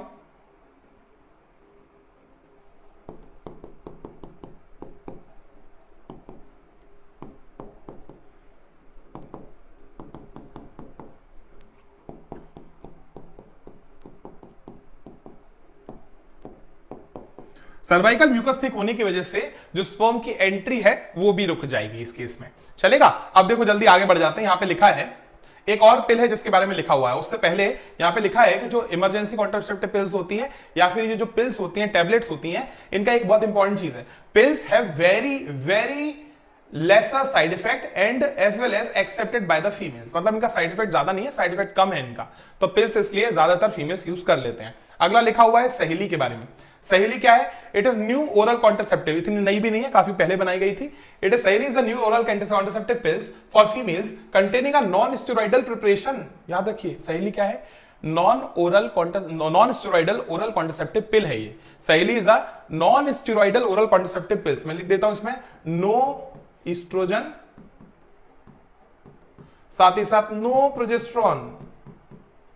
तो भाई ना इसमें एस्ट्रोजन है ना ही इसमें प्रोजेस्टेरॉन है, तो नॉन स्टेरॉइडल प्रिपरेशन है। कैसे एक्ट करती है ये भी बताया जाएगा अभी। आगे लिखा है it is once a week pill. ये ज्यादा कन्वीनियंट हो गया और इसके साइड इफेक्ट काफी कम है और इसकी कॉन्ट्रासेप्टिव वैल्यू भी कैसी है? हाई है। याद रखिए, सहेली नॉन स्टेरॉइडल है, ओरल कॉन्ट्रासेप्टिव है, गोली है, खाई जा सकती है, पर हफ्ते में एक ही गोली खानी पड़ती है, इतनी सारी गोलियां नहीं खानी पड़ेंगी, हफ्ते में एक गोली खा सकते हैं। और साथ ही साथ हफ्ते में एक गोली खाएंगे तो इससे कॉन्ट्रासेप्शन होगा कि नहीं होगा, हाई कॉन्ट्रासेप्टिव वैल्यू है इसकी, मतलब कि कॉन्ट्रासेप्शन के चांसेस बहुत ज्यादा हैं, मतलब ये प्रेगनेंसी होने देगा ही नहीं, पक्का ना।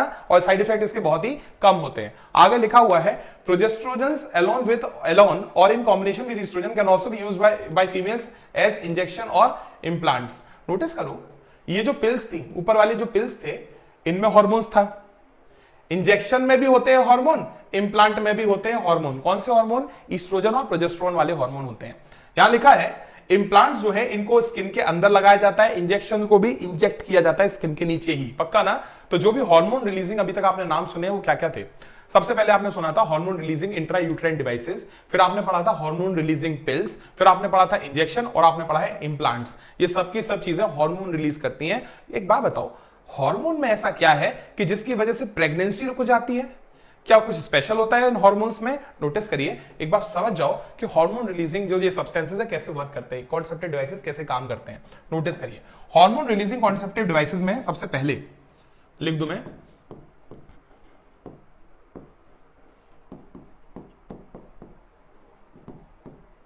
हार्मोन रिलीजिंग एक तो है आईयूडी, इंट्रा यूट्राइन डिवाइस है, ठीक। दूसरा है क्या? पिल्स, टैबलेट्स है। तीसरा क्या है? तो तीसरा हार्मोन रिलीजिंग था इंजेक्शंस, और चौथा कौन था? इम्प्लांट्स। इन सब में हार्मोन्स हैं।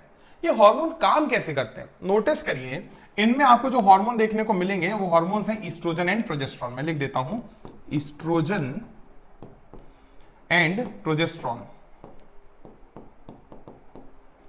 याद रखिए, ईस्ट्रोजन प्रोजेस्टेरोन को कंट्रोल करने का काम किसका है?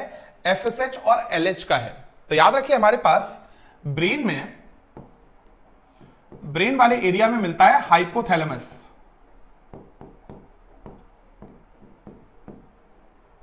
हाइपोथैलेमस जो है वो रिलीज करता है GnRH, गोनेडोट्रोपिन रिलीजिंग हार्मोन।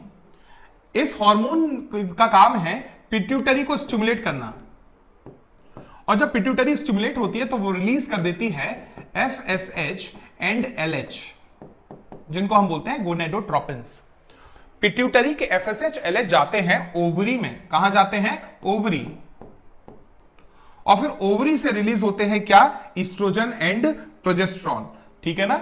क्या सीधा हिसाब है? ब्रेन में हाइपोथैलेमस है, हाइपोथैलेमस रिलीज करेगा GnRH, GnRH एक्ट करेगा पिट्यूटरी पे, पिट्यूटरी रिलीज करेगा FSH-LH, FSH-LH एक्ट करेंगे ओवरी पे, ओवरी पे जो है, ओवरी क्या करने वाली है? ओवरी रिलीज करेगी ईस्ट्रोजन प्रोजेस्टेरोन, और ये ईस्ट्रोजन प्रोजेस्टेरोन कहां जाएंगे? ब्लड में। अब ब्लड में क्या मिलेगा? नोटिस करो, ब्लड में मिलेगा नॉर्मल ईस्ट्रोजन एंड प्रोजेस्टेरोन। पक्का नॉर्मल है। नॉर्मल ईस्ट्रोजन प्रोजेस्टेरोन क्या करता है? मैं लिख देता हूं, नॉर्मल ईस्ट्रोजन प्रोजेस्टेरोन जो है इट मेंटेन्स यूटेराइन एंडोमेट्रियम। तो क्या नॉर्मल जो ईस्ट्रोजन प्रोजेस्टेरोन है, क्या वो यूट्राइन एंडोमेट्रियम को मेंटेन करेंगे? बिल्कुल मेंटेन करेंगे। अब सुनो क्या होता है। अब जो ये हार्मोन रिलीजिंग आईयूडीज हैं, हार्मोन रिलीजिंग आईयूडीज जो होते हैं, इनके बारे में सुन लो। मैं जरा एक काम करता हूं, हार्मोन रिलीजिंग आईयूडीज जो है, इनको हमने कंज्यूम किया। फॉर एग्जांपल हमने एक पिल्स ले ली। अब जो पिल हमने ली है उस पिल में था ईस्ट्रोजन प्लस प्रोजेस्टेरोन, कॉम्बिनेशन है। जैसे ईस्ट्रोजन प्रोजेस्टेरोन पिल्स के खाने की वजह से कहां पहुंचा? ब्लड में। तो ब्लड में ईस्ट्रोजन प्रोजेस्टेरोन अब पहुंच चुका है, तो अब ब्लड में ईस्ट्रोजन प्रोजेस्टेरोन का नंबर नॉर्मल है अमाउंट के ज्यादा हो गया है? तो नोटिस करो, यहां पे हम लिख देते हैं ब्लड में oestrogen is very high and progesterone is also very high. और ये जो high amount of oestrogen progesterone है वो किसकी वजह से आया है? इस ईस्ट्रोजन प्रोजेस्टेरोन की वजह से ब्लड में अब ईस्ट्रोजन प्रोजेस्टेरोन कैसा है? ज्यादा हो गया है। तो हमने जो हार्मोन रिलीजिंग पिल्स खाए हैं, उन पिल्स में था ईस्ट्रोजन प्रोजेस्टेरोन, और ये ईस्ट्रोजन प्रोजेस्टेरोन जैसे ब्लड में गया तो ब्लड का नॉर्मल ईस्ट्रोजन प्रोजेस्टेरोन अब हो गया ज्यादा। अब ये नॉर्मल ईस्ट्रोजन प्रोजेस्टेरोन जाता है किसके पास? ब्रेन में हाइपोथैलेमस के पास, और इंड्यूस करता है नेगेटिव फीडबैक। कौन सा फीडबैक इंड्यूस करता है? Negative feedback. और नेगेटिव फीडबैक का काम क्या होता है? नेगेटिव फीडबैक ब्रेन को, हाइपोथैलेमस को बोलेगा कि अब अपनी सीक्रेशंस को कम कर दो, और जैसे नेगेटिव फीडबैक मिलेगा तो जीएनआरएच हो जाएगा बंद, जिसकी वजह से एफएसएचएल हो जाएंगे बंद, और एफएसएचएल अगर बंद हो जाएंगे तो ओवरी से क्या रिलीज होना बंद होगा? ईस्ट्रोजन प्रोजेस्टेरोन भी हो जाएंगे बंद। तो अब क्या ब्लड में ईस्ट्रोजन प्रोजेस्टेरोन का अमाउंट कम हो जाएगा? बिल्कुल। तो अब ब्लड में ईस्ट्रोजन प्रोजेस्टेरोन जैसे कम हो जाएंगे, ईस्ट्रोजन प्रोजेस्टेरोन कम होने की वजह से अब एंडोमेट्रियम मेंटेन्ड रहेगी कि नहीं रहेगी? नहीं रह पाएगी। कुछ समझे? तो मतलब घूम फिर के हम इनमें से कोई भी हार्मोन रिलीजिंग चीज अगर यूज करते हैं, कोई भी hormone releasing contraceptive device use करते हैं, तो ये डिवाइस कैसे काम करेगी? ये डिवाइस ईस्ट्रोजन प्रोजेस्टेरोन के अमाउंट को घूम फिर के कम करवा देगी, और ईस्ट्रोजन प्रोजेस्टेरोन जैसे कम हो जाएंगे तो एंडोमेट्रियम मेंटेन नहीं रह पाएगी, और एंडोमेट्रियम जैसे ही टूट जाएगी तो क्या होगा? एंडोमेट्रियम टूटने की वजह से नो इम्प्लांटेशन, पहली बात तो इम्प्लांटेशन नहीं होगा, और एक और चीज क्या होगी? क्योंकि एफएसएच-एलएच भी कम हुआ है इनकी वजह से, तो एफएसएच-एलएच कम होने की वजह से ना तो सेकेंडरी साइट बनेगा और ना ही ओवुलेशन होगा। मैं लिख देता हूं नो ओवुलेशन। तो ना तो ये इम्प्लांटेशन होने देते हैं, ना ये ओवुलेशन होने देते हैं। कौन? Hormone releasing devices, hormone releasing contraceptive devices. ठीक, चलिए अब इसी के साथ वापस एक बार आ जाओ। आगे लिखा है कभी कभी ऐसा भी होता है अनप्रोटेक्टेड सेक्सुअल इंटरकोर्स की वजह से, अनप्रोटेक्टेड कैजुअल सेक्सुअल इंटरकोर्स की वजह से, या फिर रेप केसेस की वजह से प्रेगनेंसी हो जाती है। ऐसी कंडीशन में प्रेगनेंसी को रोकने के लिए 72 आवर्स के अंदर क्या किया जाए?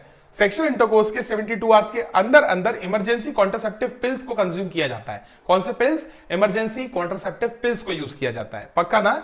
और इमरजेंसी कॉन्ट्रासेप्टिव पिल्स या फिर डिवाइसेस को यूज कर लिया जाता है, जिससे वो जो अनवांटेड प्रेगनेंसी है वो अवॉइड हो जाती है। चलेगा?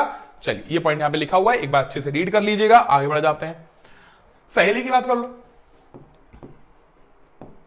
सहेली जो है इट इज नॉन स्टेरॉइडल, आपको पता है नॉन स्टेरॉइडल है, और सहेली नॉन स्टेरॉइडल तो है पर स्टिल ये प्रिवेंट कर सकती है इंप्लांटेशन को।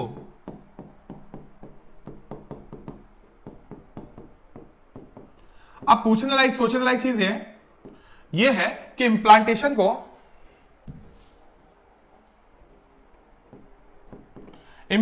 ये प्रिवेंट कैसे करेगी? तो सहेली जो है वो इंप्लांटेशन को प्रिवेंट करने के लिए क्या करती है? मान लीजिए ये है यूट्रस, यहां पे क्या है? ये यूट्रस है, और यूट्रस में यहां है एंडोमेट्रियम, और अभी अभी मेंस्ट्रुअल फेज कंप्लीट हुआ है, इसलिए एंडोमेट्रियम थिन है। ठीक है कि थिन है? थिन है। इस थिन एंडोमेट्रियम को थिक करने के लिए, इसके नंबर ऑफ सेल्स को बढ़ाने के लिए रिस्पॉन्सिबल होता है ईस्ट्रोजन। कौन रिस्पॉन्सिबल होता है? ईस्ट्रोजन। नोटिस करो यहां कुछ रिसेप्टर मिल रहे हैं, आपको दिख रहे होंगे कुछ रिसेप्टर है यहां पे। इन रिसेप्टर का नाम है ईस्ट्रोजन रिसेप्टर।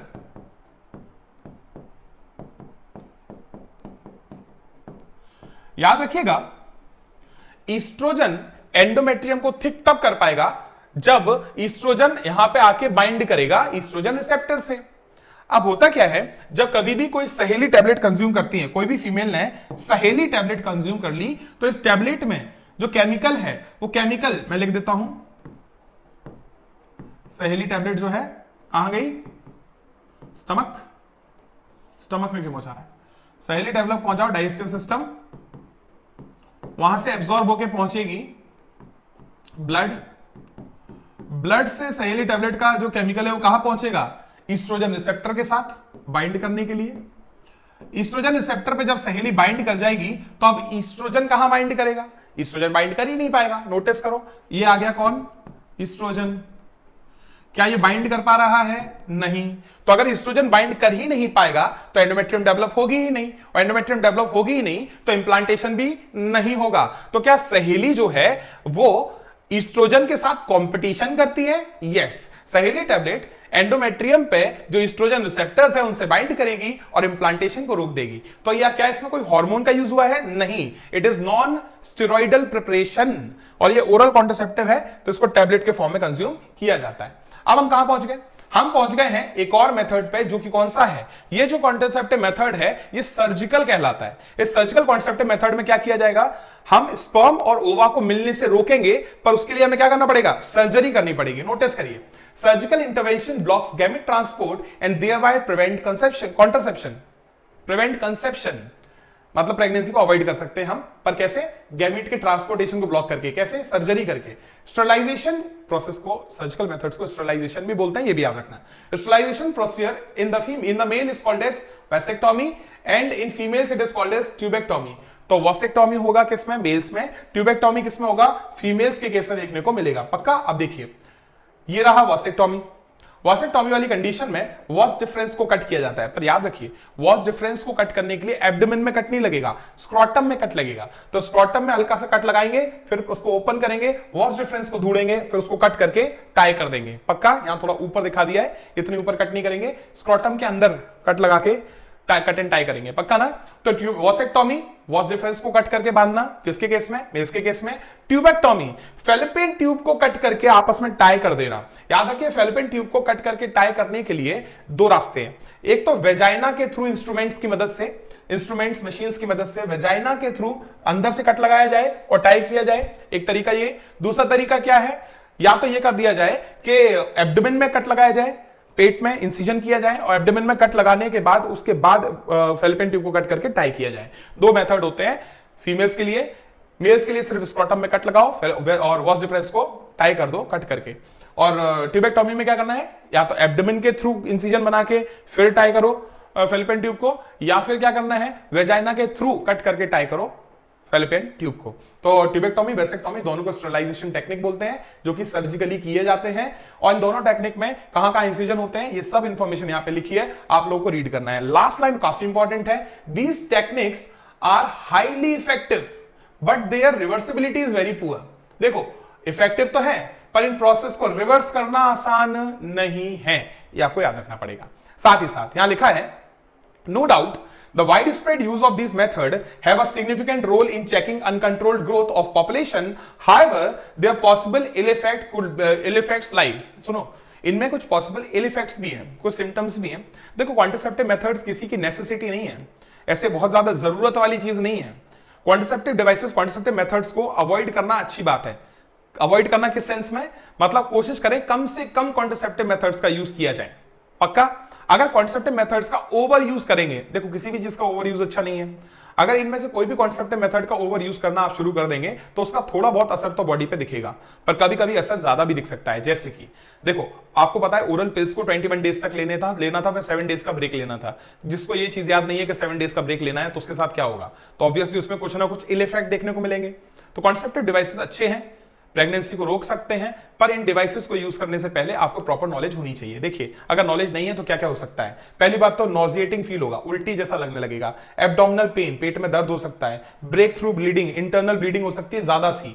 आगे लिखा है irregular menstrual bleeding, external bleeding मतलब मेंस्ट्रुअल फ्लो जो है वो ज्यादा हो जाएगा, बढ़ जाएगा, ज्यादा ब्लड लॉस होगा। आगे लिखा हुआ है साथ ही साथ इवन ब्रेस्ट कैंसर, मतलब ब्रेस्ट कैंसर जितनी सीरियस चीजें भी हो सकती हैं अगर कॉन्ट्रासेप्टिव डिवाइसेस को और पिल्स को, इंप्लांट्स को, इंजेक्टेबल्स को ढंग से यूज ना किया जाए। पक्का? प्रॉपर नॉलेज के साथ ना यूज किया जाए तो। यहां लिखा हुआ है, वैसे इतना सिग्निफिकेंट चीजें नहीं है, ब्रेस्ट कैंसर को छोड़ के बाकी सब छोटी छोटी चीजें ही हैं, but should not be totally ignored, इनको इग्नोर नहीं करना चाहिए। तो इसी के साथ हमने अभी क्या कंप्लीट कर लिया, तो हमने अभी कॉन्ट्रासेप्टिव मेथड्स को कर लिया है कंप्लीट। चलिए तो अब हम पहुंच चुके हैं मेडिकल टर्मिनेशन ऑफ प्रेगनेंसी की तरफ, और इसको भी हमें डिस्कस करना है।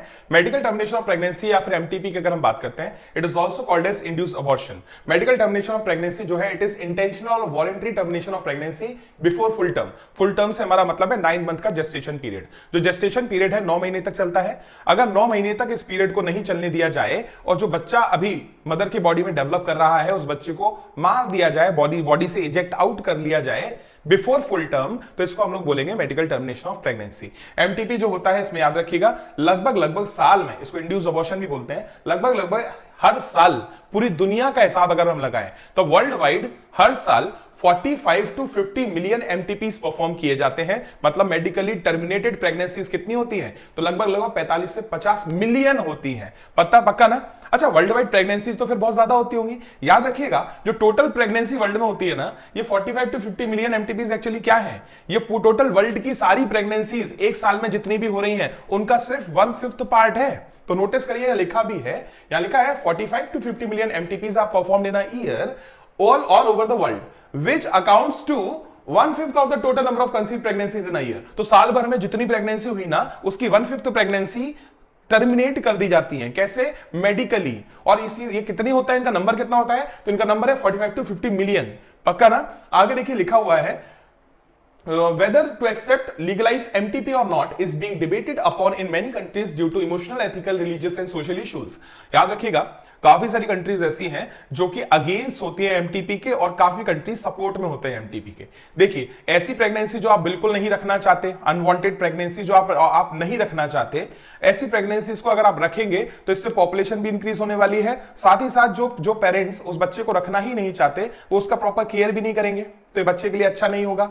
तो कुछ लोगों के थॉट होते हैं कि एमटीपी जो है उसको लीगलाइज करना अच्छी बात थी, पर काफी लोग इसके अगेंस्ट भी हैं, काफी कंट्री एमटीपी के अगेंस्ट भी हैं। क्यों अगेंस्ट हैं? क्योंकि वो इमोशनली, सोशली अगर देखा जाए तो उनको ये फील होता है कि जो बच्चा इस दुनिया में आ सकता था, जिसको ऊपर वाले ने दिया है, उस बच्चे को अगर आप अपनी मर्जी से टर्मिनेट कर देंगे तो ये एक अच्छी चीज नहीं है। मतलब काफी कंट्रीज ने इसके अगेंस्ट भी अपने रूल्स बनाए हैं, रेगुलेशंस बनाए हैं, और काफी कंट्री इस चीज को सपोर्ट भी करती है। तो नोटिस करिए, यहां लिखा भी है, यहां लिखा है whether to accept legalized MTP or not is being debated upon in many countries due to emotional, ethical, religious and social issues। तो इन कुछ इश्यूज की वजह से काफी कंट्री अभी तक डिबेट कर रहे हैं, अभी तक फाइट कर रहे हैं कि एमटीपी को लीगलाइज करें कि ना करें। एक चीज नोटिस करिए, इंडिया की अगर हम बात करें तो इंडियन गवर्नमेंट ने इंडिया में लीगलाइज किया एमटीपी को 1971 में। तो 1971 में इंडिया में लीगलाइज हो गया था। क्या लीगलाइज हो गया था? एमटीपी लीगलाइज हो गया था। आगे लिखा है with some restricted conditions to avoid its misuse. मतलब कि एमटीपी लीगलाइज कब किया? 1971। पक्का ना? 1951 में फैमिली प्लानिंग आया था और 1971 में एमटीपी को लीगलाइज कर दिया गया था। तो मेडिकल टर्मिनेशन ऑफ प्रेगनेंसी को कब लीगलाइज किया था? 1971। MTP was legalised in India in 1971। ये आपको याद रखना पड़ेगा, एग्जाम में आने लायक चीज है। पर कुछ स्ट्रिक्ट कंडीशंस थी जिससे कि इसका मिसयूज ना हो पाए। नोटिस करो, such restrictions are all the more important to check indiscriminate and illegal female foeticides which are reported to be high in India. India में फीमेल फिटिसाइड्स का केसेस बहुत ज्यादा बढ़ गए थे। मतलब फीमेल फीटस को मारने के केसेस बहुत ज्यादा बढ़ गए थे। फीमेल फीटस को क्या कह सकते हो आप, अबॉर्शन करने के बहुत सारे केसेस बढ़ गए थे। पर अबॉर्शन भी कैसा? Illegal abortion. लोग फाइंड आउट कर लेते थे कि जो चाइल्ड है, जो बच्चा है, जो फीटस है, वो मेल है कि फीमेल है, और अगर फीमेल फीटस मिल जाता था तो उसको क्या करते थे? टर्मिनेट करवा देते थे, एमटीपी करवा देते थे, जो कि एक अच्छी चीज नहीं थी। तो कुछ रूल्स और रिस्ट्रिक्शंस के अंडर इंप्लीमेंट किया गया, किसको लागू कर दिया गया? एमटीपी को। कब लागू किया गया? 1971 में। आगे देखिए, एमटीपी का कुछ कारण तो होगा, क्यों एमटीपी कराना जरूरी है, मेडिकली टर्मिनेट क्यों करवाया जाए प्रेगनेंसी को। तो कुछ रीजंस होते हैं जब एमटीपी परफॉर्म किया जाता है, जैसे कि obviously the answer is to get rid of unwanted pregnancy. तो एक तो अनवांटेड प्रेगनेंसी है, आप उस प्रेगनेंसी को रखना ही नहीं चाहते, तो क्या करोगे? टर्मिनेट करोगे। आगे लिखा है either due to casual unprotected intercourse, due to casual unprotected intercourse or failure of the contraceptive used, साथ ही साथ में रेप केसेस। तो ये कुछ ऐसी कंडीशंस हैं, ऐसे रीजंस हैं जिनकी वजह से एमटीपी परफॉर्म किया जाता है। तो मतलब कि पहली बात तो अनवांटेड प्रेगनेंसी, बहुत बेसिक सी चीज, प्रेगनेंसी नहीं कंसीव करनी थी, सही समय नहीं था, नहीं चाहते थे कि प्रेगनेंसी रहे, इसलिए एमटीपी करवाया। दूसरा, जो कॉन्ट्रासेप्टिव डिवाइस यूज किया गया था, वो कॉन्ट्रासेप्टिव डिवाइस या कॉन्ट्रासेप्टिव मेथड जो है वो फेल हो गया, इसलिए एमटीपी कराना है। या फिर रेप केसेस की अगर हम बात करें तो रेप केसेस में जो भी प्रेगनेंसी कंसीव की जाती है उन प्रेगनेंसीज को कोई भी रखना नहीं चाहता। तो ये कुछ रीजंस लिखे हैं जिसकी वजह से एमटीपी को परफॉर्म किया जाता है। आगे लिखा है MTPs are also essential in certain cases where continuation of pregnancy could be harmful। Notice करो, अगर continuation of pregnancy harmful है किसके लिए, या फिर इवन फेटल है, डेथ भी हो सकती है। मतलब अगर प्रेगनेंसी को कंटिन्यू किया जाए तो या तो डेथ हो जाएगी या फिर काफी नुकसान हो सकता है, किसको? मदर को या फिर फीटस और मदर दोनों को। तो ऐसी कंडीशन में भी एमटीपी परफॉर्म किया जाना चाहिए। कौन कौन से रीजन पता चल गए? सबसे पहला रीजन अनवांटेड प्रेगनेंसी, नहीं चाहिए प्रेगनेंसी, एमटीपी करवा सकते हैं। अगर आपने जो कॉन्ट्रासेप्टिव मेथड यूज किया था वो फेल हो गया तो भी एमटीपी करवा सकते हैं। थर्ड कंडीशन, रेप केसेस में भी एमटीपी करवा सकते हैं। और फोर्थ कंडीशन जो सबसे ज्यादा सीरियस है, उस कंडीशन में क्या होने वाला है? इस कंडीशन में मदर की लाइफ को अफेक्ट हो सकता है या मदर फीटस दोनों की लाइफ को अफेक्ट हो सकता है अगर प्रेगनेंसी कंटिन्यू की गई तो, इसलिए एमटीपी करवा सकते हैं। चलिए आगे लिखा हुआ है MTPs are considered relatively safe during first trimester. Notice करिए, एमटीपी सेफ कब है? तो MTPs are considered relatively safe during the first trimester, साथ ही साथ that is upon 12 weeks of pregnancy. 12 week of pregnancy मतलब 3 महीने, तो प्रेगनेंसी 9 मंथ की होती है। अगर 3 महीने निकल गए तो 3 महीने के दौरान क्या सेफ है? एमटीपी सेफ है, पर 3 महीने के बाद भी एमटीपी करवाया जा सकता है, पर उसमें रिस्क रहेगा। यहां पे लिखा है second trimester abortions are much more riskier. तो सेकेंड ट्राइमेस्टर में अबॉर्शन करवाया जा सकता है, बिल्कुल करवाया जा सकता है। एमटीपी करवाया जा सकता है, हां, पर प्रॉब्लम इज थोड़ा रिस्क बढ़ जाएगा। क्यों रिस्क बढ़ जाएगा? क्योंकि बच्चा जो है वो और ज्यादा डेवलप कर गया है, जो प्लेसेंटा फॉर्मेशन हुआ है वो और ज्यादा प्रॉपर बन गया है, तो बच्चे का फीड और मदर का कनेक्शन अच्छा हो चुका है, साथ साथ बच्चा जो है वो काफी बड़ा हो चुका है। तो ऐसी कंडीशन में चांसेस ऑफ इंटरनल ब्लीडिंग ज्यादा रहेंगे, तो इसलिए अबॉर्शन को रिस्की रहता है। कौन से वाले ट्राइमेस्टर में? सेकेंड ट्राइमेस्टर में। चलेगा, आगे देखिए लिखा हुआ है, One disturbing trend observed is that majority of MTPs are performed illegally by unqualified quacks. Unqualified quacks कौन होते हैं? आपने नोटिस किया हो कई सारे डॉक्टर्स को के असिस्टेंट होते हैं जिनको थोड़ी बहुत नॉलेज आ जाती है डॉक्टर के साथ काम करते करते। पक्का? तो अगर कोई डॉक्टर एमटीपी परफॉर्म कर रहा है तो उसके जो असिस्टेंट है वो उसको नोटिस कर रहे हैं कि वो कैसे परफॉर्म कर रहे हैं। बाद में यही असिस्टेंट अपने अपने गांव में जाएंगे और अपने गांव में जाके क्या करेंगे? एमटीपी परफॉर्म करना शुरू कर देंगे और वहां के डॉक्टर साहब बन जाएंगे। तो आगे जाके आप भी डॉक्टर बनने वाले हो, आपके असिस्टेंट भी होंगे। क्या वो असिस्टेंट ऐसा काम कर सकते हैं कि वो कहीं अपने गांव में जाएं, वहां शिफ्ट हो जाए और दुनिया को बताएं कि मैं डॉक्टर हूं, और एमटीपी परफॉर्म करना शुरू करें इलीगली? और इलीगली एमटीपी परफॉर्म करके वो अच्छा पैसा तो कमा सकते हैं, पर क्या ये रिस्की नहीं होगा? तो ऑब्वियसली काफी रिस्की है। तो आपको याद रखना है, काफी अनक्वालिफाइड क्वैक्स होते हैं, ऐसे लोग होते हैं जो डॉक्टर नहीं है पर उनको थोड़ा बहुत एमटीपी की इंफॉर्मेशन है, और अगर ऐसे लोग एमटीपी परफॉर्म करेंगे तो मदर को तो बहुत, फीटस को तो ऑब्वियसली मारने के लिए ही कर रहे हो एमटीपी, पर मदर की लाइफ को भी थोड़ा सा नुकसान हो सकता है। आगे लिखा हुआ है which are not only unsafe but could be fatal too. तो अनसेफ तो है ही, पर इसमें मदर की डेथ भी हो सकती है। आगे लिखा है another dangerous trend is the misuse of amniocentesis. याद रखिए, एमनियोसेंटेसिस जो प्रोसेस है इसका मिसयूज भी काफी किया जाता है, और इसके मिसयूज के चलते जो एमटीपी परफॉर्म किए जाते हैं वो इलीगल है, तो आपको याद रखना है। आगे लिखा है another dangerous trend is the misuse of amniocentesis to determine the sex of the unborn child. Frequently if the foetus is found to be female it is followed by MTP. Mostly ये होता है कि अगर foetus female निकलेगी amniocentesis की process के बाद, तो उस फीटस को टर्मिनेट करने की कोशिश किया जाता है, फीमेल फीटसाइड की कोशिश की जाती है। It is followed by MTP. This is totally against what is legal. तो याद रखिएगा, यहां पे बहुत कुछ ऐसा है जो आपको अच्छे से याद रखना है, एग्जाम में आने लायक है। जैसे कि सबसे पहली चीज तो मेडिकल टर्मिनेशन ऑफ प्रेगनेंसी को एमटीपी बोलते हो या फिर बोलते हो इंड्यूस अबॉर्शंस। इंड्यूस अबॉर्शन जो है ये फुल टर्म से पहले पहले प्रेगनेंसी को टर्मिनेट करने के लिए टर्म यूज किया गया है। मतलब प्रेगनेंसी को फुल टर्म से पहले अगर खत्म कर दिया जाए तो इसे क्या बोलोगे? एमटीपी और इंड्यूस अबॉर्शन। एक और चीज नोटिस करिए, 45 टू 50 मिलियन एमटीपी परफॉर्म किए जाते हैं हर साल, जो कि कितने हैं? टोटल वर्ल्ड वाइड जो प्रेगनेंसीज हैं उनका 1/5 होता है ये। मतलब कि 45 टू 50 मिलियन जो प्रेगनेंसीज हैं वो वर्ल्ड की प्रेगनेंसीज का कितना पार्ट है? Only 1/5 part. तो काफी ज्यादा प्रेगनेंसीज टर्मिनेट किए जाते हैं। आगे लिखा है काफी कंट्रीज आज तक डिबेट कर रही हैं कि एमटीपी को लीगलाइज करें कि ना करें। क्यों ऐसा क्यों कर रहे हैं? डिबेट किस चीज पे चल रही है? तो social issues, emotional issues, religious issues, ethical issues, इन इश्यूज के बेसिस पे काफी कंट्री डिबेट करती हैं, और काफी कंट्रीज जो है वो अगेंस्ट है एमटीपी के, और काफी कंट्रीज सपोर्ट में है एमटीपी के। एक और चीज याद रखिए, इंडिया ने लीगलाइज कर दिया था। इंडिया ने एमटीपी को लीगलाइज किया था कब? 1971 में लीगलाइज कर दिया था। साथ ही साथ इसके साथ में कुछ रिस्ट्रिक्शंस भी लगाए थे जिससे कि फीमेल फीटिसाइड्स ना हो, मतलब फीमेल का सेक्स डिटरमाइन करने के बाद फीमेल फीटस को मारना ना जाए, इसलिए इस पे कुछ रिस्ट्रिक्शंस लगाए गए थे। तो एमटीपी लीगलाइज हुआ 1971 में विद सम रिस्ट्रिक्शंस। अब कोई पूछे कि एमटीपी क्यों परफॉर्म करना है, तो आपके पास कुछ आंसर्स होने चाहिए, जैसे कि अनवांटेड प्रेगनेंसीज, हमें प्रेगनेंसी नहीं चाहिए इसलिए एमटीपी किया जाए। दूसरा, हमने जो कॉन्सेप्टिव डिवाइस यूज किया है वो फेल हो गया इसलिए प्रेगनेंसी हुई है, इसलिए हम उसका एमटीपी करवाना चाहते हैं। थर्ड कंडीशन, रेप केसेस में प्रेगनेंसी को कोई नहीं रखना चाहता, इसलिए क्या किया जाएगा? टर्मिनेट किया जाएगा प्रेगनेंसीज को। और लास्ट केस हमने यहां पे लिखा हुआ है किस बारे में? अगर मदर को कोई इश्यूज हो सकते हैं, मदर की डेथ भी हो सकती है अगर हम एमटीपी ना करवाएं तो ऐसी कंडीशन में भी एमटीपी परफॉर्म करना बहुत जरूरी हो जाता है। एक और चीज याद रखिएगा, एमटीपी जो है ये सेफ है फर्स्ट ट्राइमेस्टर में, और सेकंड ट्राइमेस्टर में ज्यादा रिस्की होती है एमटीपी। तो पहले 3 महीने 12 हफ्तों में प्रेगनेंसी टर्मिनेट कराना इज सेफ। एक और चीज नोटिस करिए, यहां पे लिखा है एमनियोसेंटेसिस से पता किया जाता है फीमेल फीटस का सेक्स, और फिर उनको भी टर्मिनेट कर दिया जाता है एमटीपी से, विच इज इलीगल। अब यहां पे कुछ पॉइंट्स हैं एनसीईआरटी में, आप नोटिस करेंगे एमटीपी के साइड में ये पॉइंट दिए हुए हैं। यहां लिखा है the medical termination of pregnancy Amendment Act 2017 was enacted by the Government of India with the intention of reducing the incidence of illegal abortion and consequent maternal mortality and morbidity।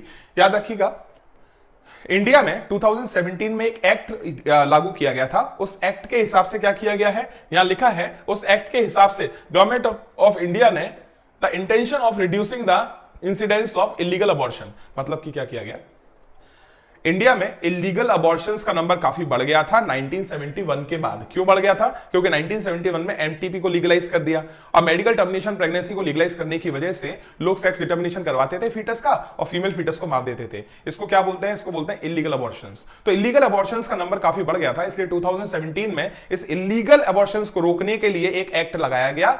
कब, 2017 में। इस act के हिसाब से illegal abortions को रोकने की कोशिश की गई, साथ ही साथ मैटरनल मोर्टिलिटी एंड मॉर्बिडिटी को भी कंट्रोल करने की कोशिश की। मतलब जो मदर का को बहुत ज्यादा डैमेज हो जाता था, मदर की जो डेथ हो सकती थी, उन चीजों को भी रोकने की कोशिश की गई। क्यों, क्योंकि अनक्वालिफाइड इंडिविजुअल्स भी एमटीपी परफॉर्म करने लग गए थे।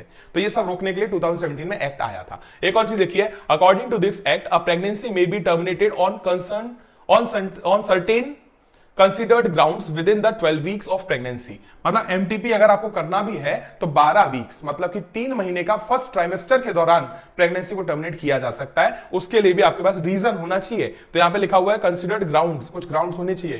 ग्राउंड्स मतलब कुछ प्रॉपर रीजन होना चाहिए टर्मिनेट करने का। आगे लिखा है, According to this act, a pregnancy may be terminated on certain considered grounds within the first 12 weeks of pregnancy on the opinion of one registered medical practitioner। Notice करिए, यहां पे एक डॉक्टर की परमिशन लगेगी। अगर आप एमटीपी करवाना भी चाहते हैं तो आपके पास एक सॉलिड रीजन होना चाहिए, एक सॉलिड रीजन होना चाहिए, और सॉलिड रीजन के साथ साथ प्रेगनेंसी टर्मिनेट कराने का समय होना चाहिए 12 वीक्स के अंदर अंदर। और उसके लिए भी परमिशन किसकी लगेगी, तो एक रजिस्टर्ड मेडिकल प्रैक्टिशनर की परमिशन लगेगी। If the pregnancy has lasted more than 12 weeks but fewer than 24 weeks, two registered medical practitioner must be of the same opinion. सुनो भाई, यहां पे लिखा हुआ है, अगर प्रेगनेंसी मोर देन 12 वीक्स चली गई है, 12 हफ्तों से ज्यादा हो गई है प्रेगनेंसी, मतलब कि एक सेकंड ट्राइमेस्टर चालू हो गया है, या फिर सेकंड ट्राइमेस्टर खत्म होने से पहले पहले की बात करो, तो सेकंड ट्राइमेस्टर शुरू होने के बाद और खत्म होने से पहले अगर एमटीपी परफॉर्म करवाना है, जो कि थोड़ा रिस्की रहेगा, तो उसके लिए 2 डॉक्टर्स की जरूरत पड़ेगी भैया। 2 रजिस्टर्ड मेडिकल प्रैक्टिशनर्स की परमिशन होनी चाहिए, और दोनों का जो मत है वो सेम होना चाहिए। दोनों का ओपिनियन अलग अलग हो कि सेम हो, और दोनों का ओपिनियन गुड फेथ के लिए हो, मतलब कैसा, मदर को सेव करने के लिए हो। तो अगर मदर सेफ रहेगी तो सेकंड ट्राइमेस्टर में भी एमटीपी किया जाएगा। अगर मदर सेफ नहीं रहने वाली तो सेकंड ट्राइमेस्टर में एमटीपी परफॉर्म नहीं किया जाएगा। और अगर सेफ है परफॉर्म करना तो 2 डॉक्टर्स की परमिशन लगेगी, और अगर 12 वीक से पहले करवाना है तो 1 डॉक्टर की परमिशन लगेगी। आगे देखो, लिखा है that the required ground exist the grounds for such termination of pregnancies are. मतलब ऐसा क्या कारण है कि 24th वीक के आसपास प्रेगनेंसी को टर्मिनेट किया जाए।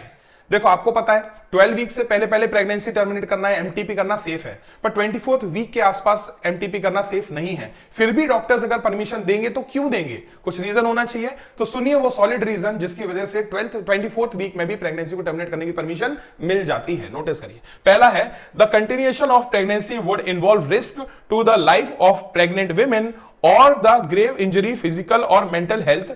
और हाँ सुनो भाई, पहला तो क्या हो गया, पहला तो ये हो गया कि प्रेगनेंसी जो है इट इन्वॉल्व्स अ रिस्क। किसकी लाइफ का रिस्क है, मदर के लाइफ का रिस्क है। देखिए यहां लिखा है pregnancy involve risk to life of the pregnant women और ग्रेव इंजरी फिजिकल और मेंटल हेल्थ। सुनो भाई, मतलब कि अगर इस प्रेगनेंसी को कंटिन्यू किया तो मदर की लाइफ को खतरा है।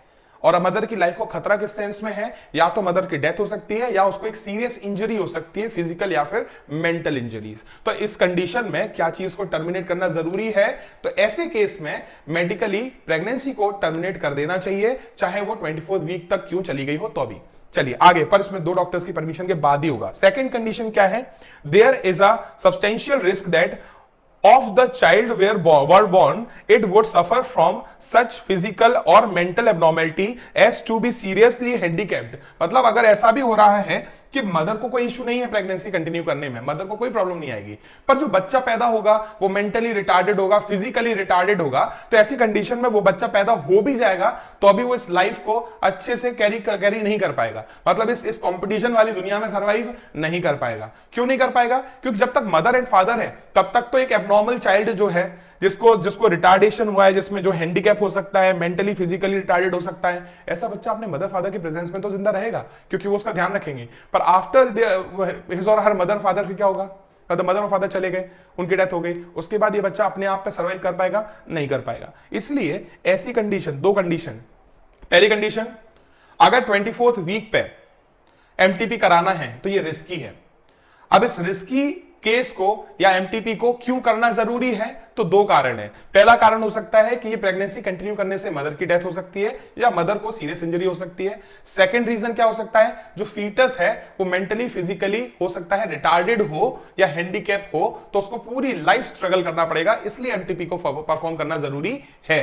पर याद रखिए ये दोनों कंडीशंस जो हैं, ये दोनों कंडीशंस को अच्छे से एनालाइज करना है, और एनालाइज करने के लिए टोटल 2 डॉक्टर्स की रिक्वायरमेंट होगी, और जब दोनों डॉक्टर एग्री करेंगे कि एमटीपी परफॉर्म करना चाहिए तब जाके 24th वीक पे भी एमटीपी परफॉर्म हो जाएगा। चलेगा? तो ये मेडिकल टर्मिनेशन ऑफ प्रेगनेंसी हमने अभी डिस्कस किया है। थोड़ा और आगे बढ़ते हैं, देखिए अब नेक्स्ट पार्ट कौन सा आ गया। अब नेक्स्ट पार्ट पे हम लोग डिस्कस करने वाले हैं सेक्सुअली ट्रांसमिटेड इन्फेक्शंस के बारे में, एसटीआईज के बारे में। आप सबको पता है सेक्सुअली ट्रांसमिटेड इन्फेक्शन मतलब कौन से इन्फेक्शन? ऐसे इन्फेक्शन जो एसोसिएटेड है रिप्रोडक्टिव सिस्टम से, उनकी बात करनी है। यहां लिखा है इन्फेक्शंस और disease which are transmitted through sexual intercourse. Sexually transmitted infections कौन से हैं? Infections or disease which are transmitted through sexual intercourse are collectively called as sexually transmitted infections. Sexually transmitted infection का एक और नाम होता है venereal disease, एक और होता है reproductive tract infection RTI। तो याद रखिए STI, RTI, VD, क्या क्या? STI, RTI, VD, फिर से STI, RTI और VD जो हैं, these are sexually transmitted infection और sexual intercourse की वजह से ट्रांसमिट हो सकते हैं। आगे लिखा है कुछ नाम। अब जो सेक्सुअली ट्रांसमिटेड इन्फेक्शन के यहाँ पे नाम लिखे हैं, एक एक करके देखते जाइए कौन कौन से हैं। सबसे पहला तो यहां पे लिखा हुआ है गोनोरिया। पहला कौन? Gonorrhoea. Second syphilis. Next genital herbs, genital herpes बोलता हूं मैं। Next chlamydiasis, genital warts, trichomoniasis, hepatitis B and AIDS. तो ये कुछ ऐसे डिसऑर्डर्स हैं, ऐसे डिसीजेस हैं जो कि कैसे हैं? सेक्सुअली ट्रांसमिटेड है। और ये सेक्सुअली ट्रांसमिटेड डिसऑर्डर्स जो हैं, इनके कॉजेटिव एजेंट्स के नाम जो हैं आपके एनसीईआरटी में नहीं दिए हैं, पर मैं आपको बताने वाला हूं क्योंकि एग्जाम पॉइंट ऑफ व्यू से काफी इंपॉर्टेंट है। तो एक काम करिए, मैं यहां पे आपको कुछ नाम लिखवा देता हूं और वो नाम आपको अच्छे से याद होने चाहिए। अब देखिए जल्दी से स्टार्ट कर लेता हूं। सबसे पहला नाम आपको मैं बता दूं,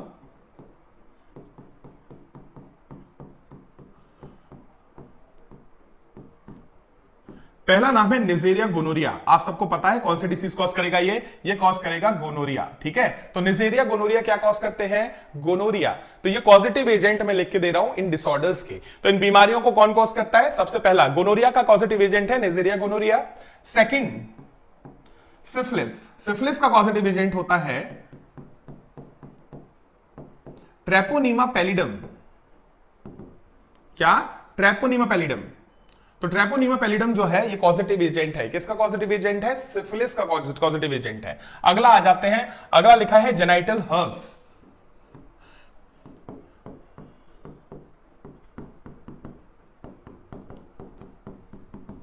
तो यहां पे आएगा herpes simplex virus. Herpes simplex virus जो होता है ये जेनाइटल हर्ब्स कॉज करता है। देखिए कुछ नाम तो बहुत आसान रहेंगे। निजेरिया गोनोरिया क्या कॉज करता है? ऑब्वियसली गोनोरिया कॉज करेगा। हर्पिस सिंप्लेक्स वायरस क्या कॉज करेगा? Genital herpes. पक्का? अगले पार्ट पे आते हैं। क्लेमाइडियासिस लिखा है। क्लेमाइडियासिस का पॉजिटिव एजेंट होता है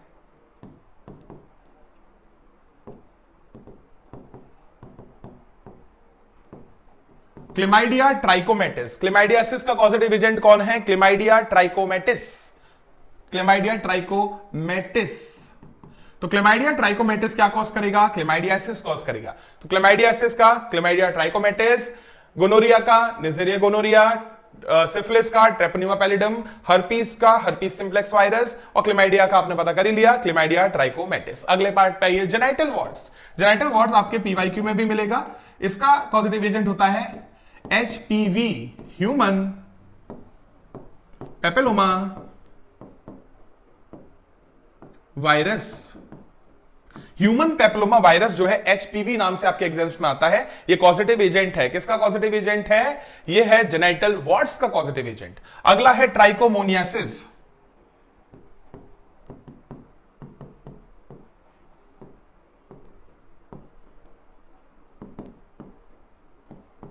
अगला है ट्राइकोमोनास वेजाइनलिस। ट्राइकोमोनियासिस का पॉजिटिव एजेंट कौन है? तो ट्राइकोमोनियासिस का पॉजिटिव एजेंट होता है ट्राइकोमोनास वेजाइनलिस। ये आपको याद रखने हैं नाम। ह्यूमन हेल्थ एंड डिसीज में भी शायद इनमें से कुछ नाम आपको बताए जाए, पर नहीं बताए जाएंगे तो यहां पे सीख लो। अगला है हेपेटाइटिस बी। ये सबसे टफ है, बहुत मुश्किल पड़ने वाली है इसको याद करने में। हेपेटाइटिस बी का पॉजिटिव एजेंट है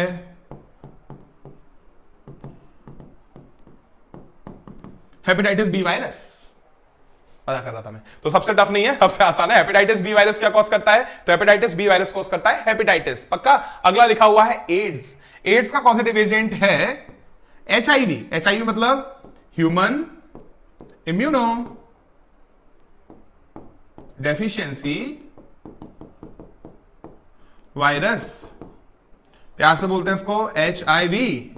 याद रखिए इस पे क्वेश्चन आता है, it is single stranded RNA virus. इसमें मिलेगा सिंगल स्ट्रैंडेड आरएनए। तो ये जो हमने यहां पे नाम लिखे हुए ये सारे के सारे कौन है? These are the pathogen that cause all of these diseases. Gonorrhoea कौन कॉज करेगा? Neisseria gonorrhoea. सिफिलिस कौन कॉज करेगा? Treponema pallidum. जेनाइटल हर्पिस कौन कॉज करेगा? Herpes simplex virus. क्लेमाइडियासिस कौन कॉज करेगा? Chlamydia trachomatis. Genital warts human papilloma virus. Trichomoniasis Trichomonas vaginalis. Hepatitis B hepatitis B virus. और AIDS HIV.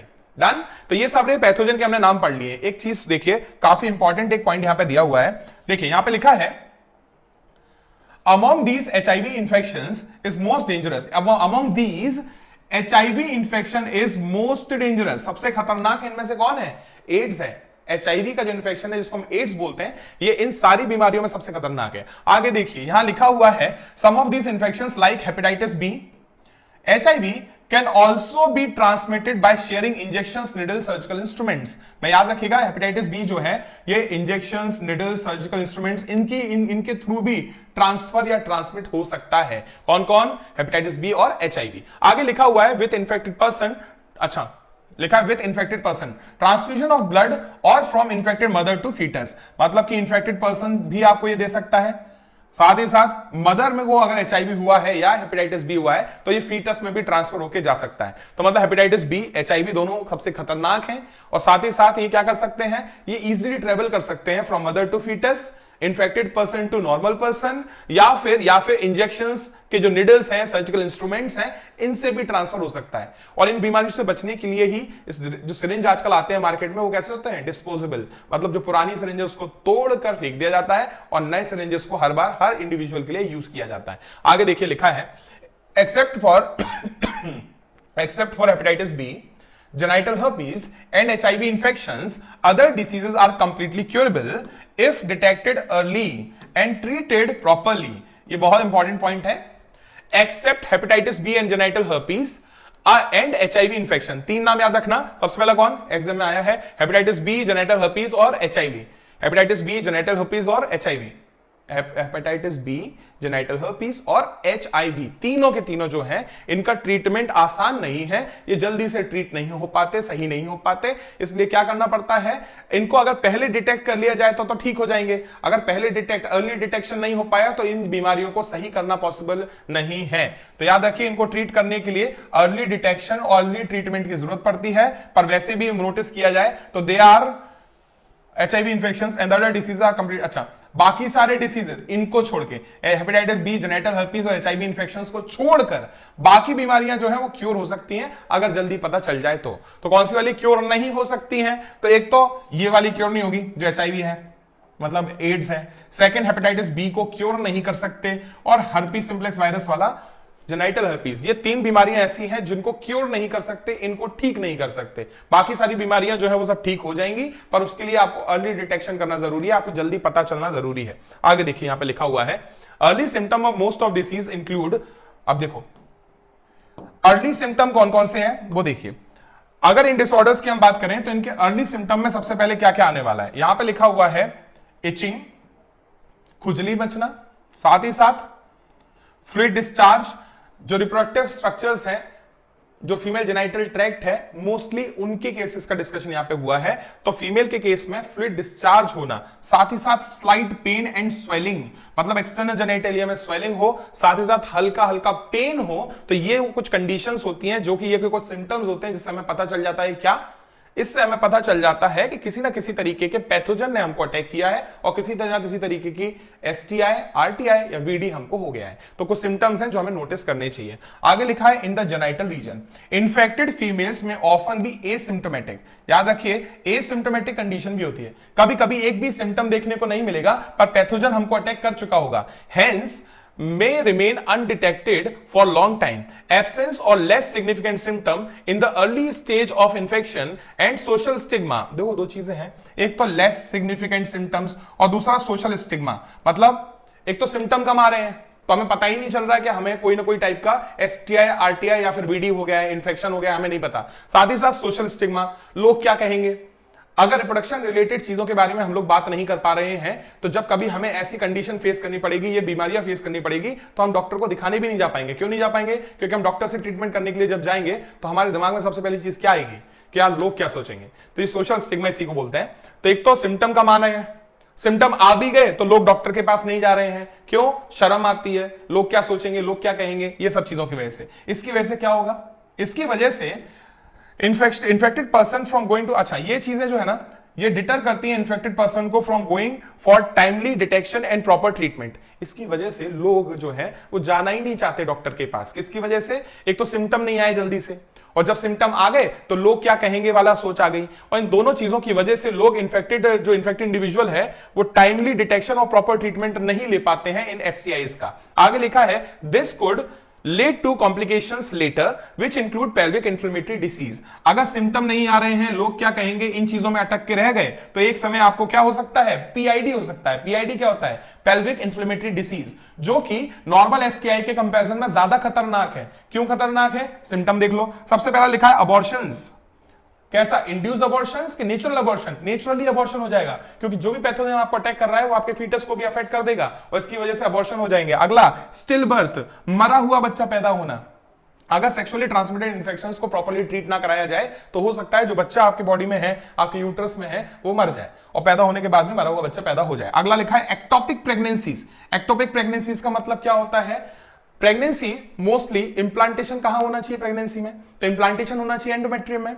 अगर गलती से इंप्लांटेशन एंडोमेट्रियम की जगह फैलोपियन ट्यूब में हो गया तो इसको बोलेंगे एक्टोपिक प्रेगनेंसी। मतलब इंप्लांटेशन होना चाहिए एंडोमेट्रियम पे, पर अगर इंप्लांटेशन एंडोमेट्रियम के अलावा कहीं और हो जाए तो इसको बोलते हैं एक्टोपिक प्रेगनेंसी। तो एक्टोपिक प्रेगनेंसी के बाद लिखा है इनफर्टिलिटी। ऐसा भी हो सकता है कि अगर आपने एसटीआई के बाद अपना ट्रीटमेंट अच्छे से नहीं कराया तो हो सकता है आप इनफर्टाइल हो जाएं। इनफर्टाइल मतलब गैमेट प्रोडक्शन आप में ना हो पाए। अगला लिखा हुआ है इवन कैंसर, मतलब कुछ कंडीशन में कैंसर भी हो सकता है रिप्रोडक्टिव सिस्टम का, रिप्रोडक्टिव ट्रैक्ट का। जी हां, तो ये वो सारी कंडीशंस हैं जिन कंडीशंस की वजह से क्या हो सकता है, ये वो सारे सिम्टम्स हैं जो कि कब हो जाएंगे, ये वो सारे सिम्टम्स हैं जो तब होंगे जब आप एसटीआई या फिर आरटीआई या फिर वीडी को ट्रीट नहीं करवाओगे, या आपको उसके सिम्टम नहीं मिलेंगे, या सिम्टम मिलने के बाद भी आप ट्रीटमेंट नहीं करवाओगे। तब ये सारी कंडीशन में से कुछ भी हो सकता है, चलेगा। तो इसलिए सेक्सुअली ट्रांसमिटेड इन्फेक्शन जब भी आपको होते हैं और आपको कुछ बेसिक सिम्टम देखने को मिलते हैं तो इमीडिएटली डॉक्टर के पास जाना चाहिए, उनसे प्रॉपर ट्रीटमेंट ले लेना चाहिए।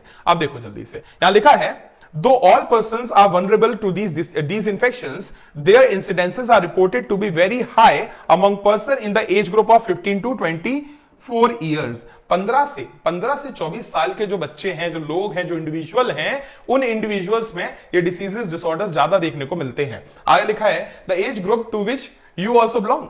तुम्हारी बात हो रही है, तो तुम लोगों के केस में, तुम्हारे एज ग्रुप के केस में अगर आपको ये सिम्टम्स देखने को मिल जाएं तो इमीडिएटली डॉक्टर के पास जाएं। लोग क्या कहेंगे इसके बारे में बिल्कुल ना सोचें। आगे देखिए जल्दी से, one could be free of these infections by following the simple principles given below.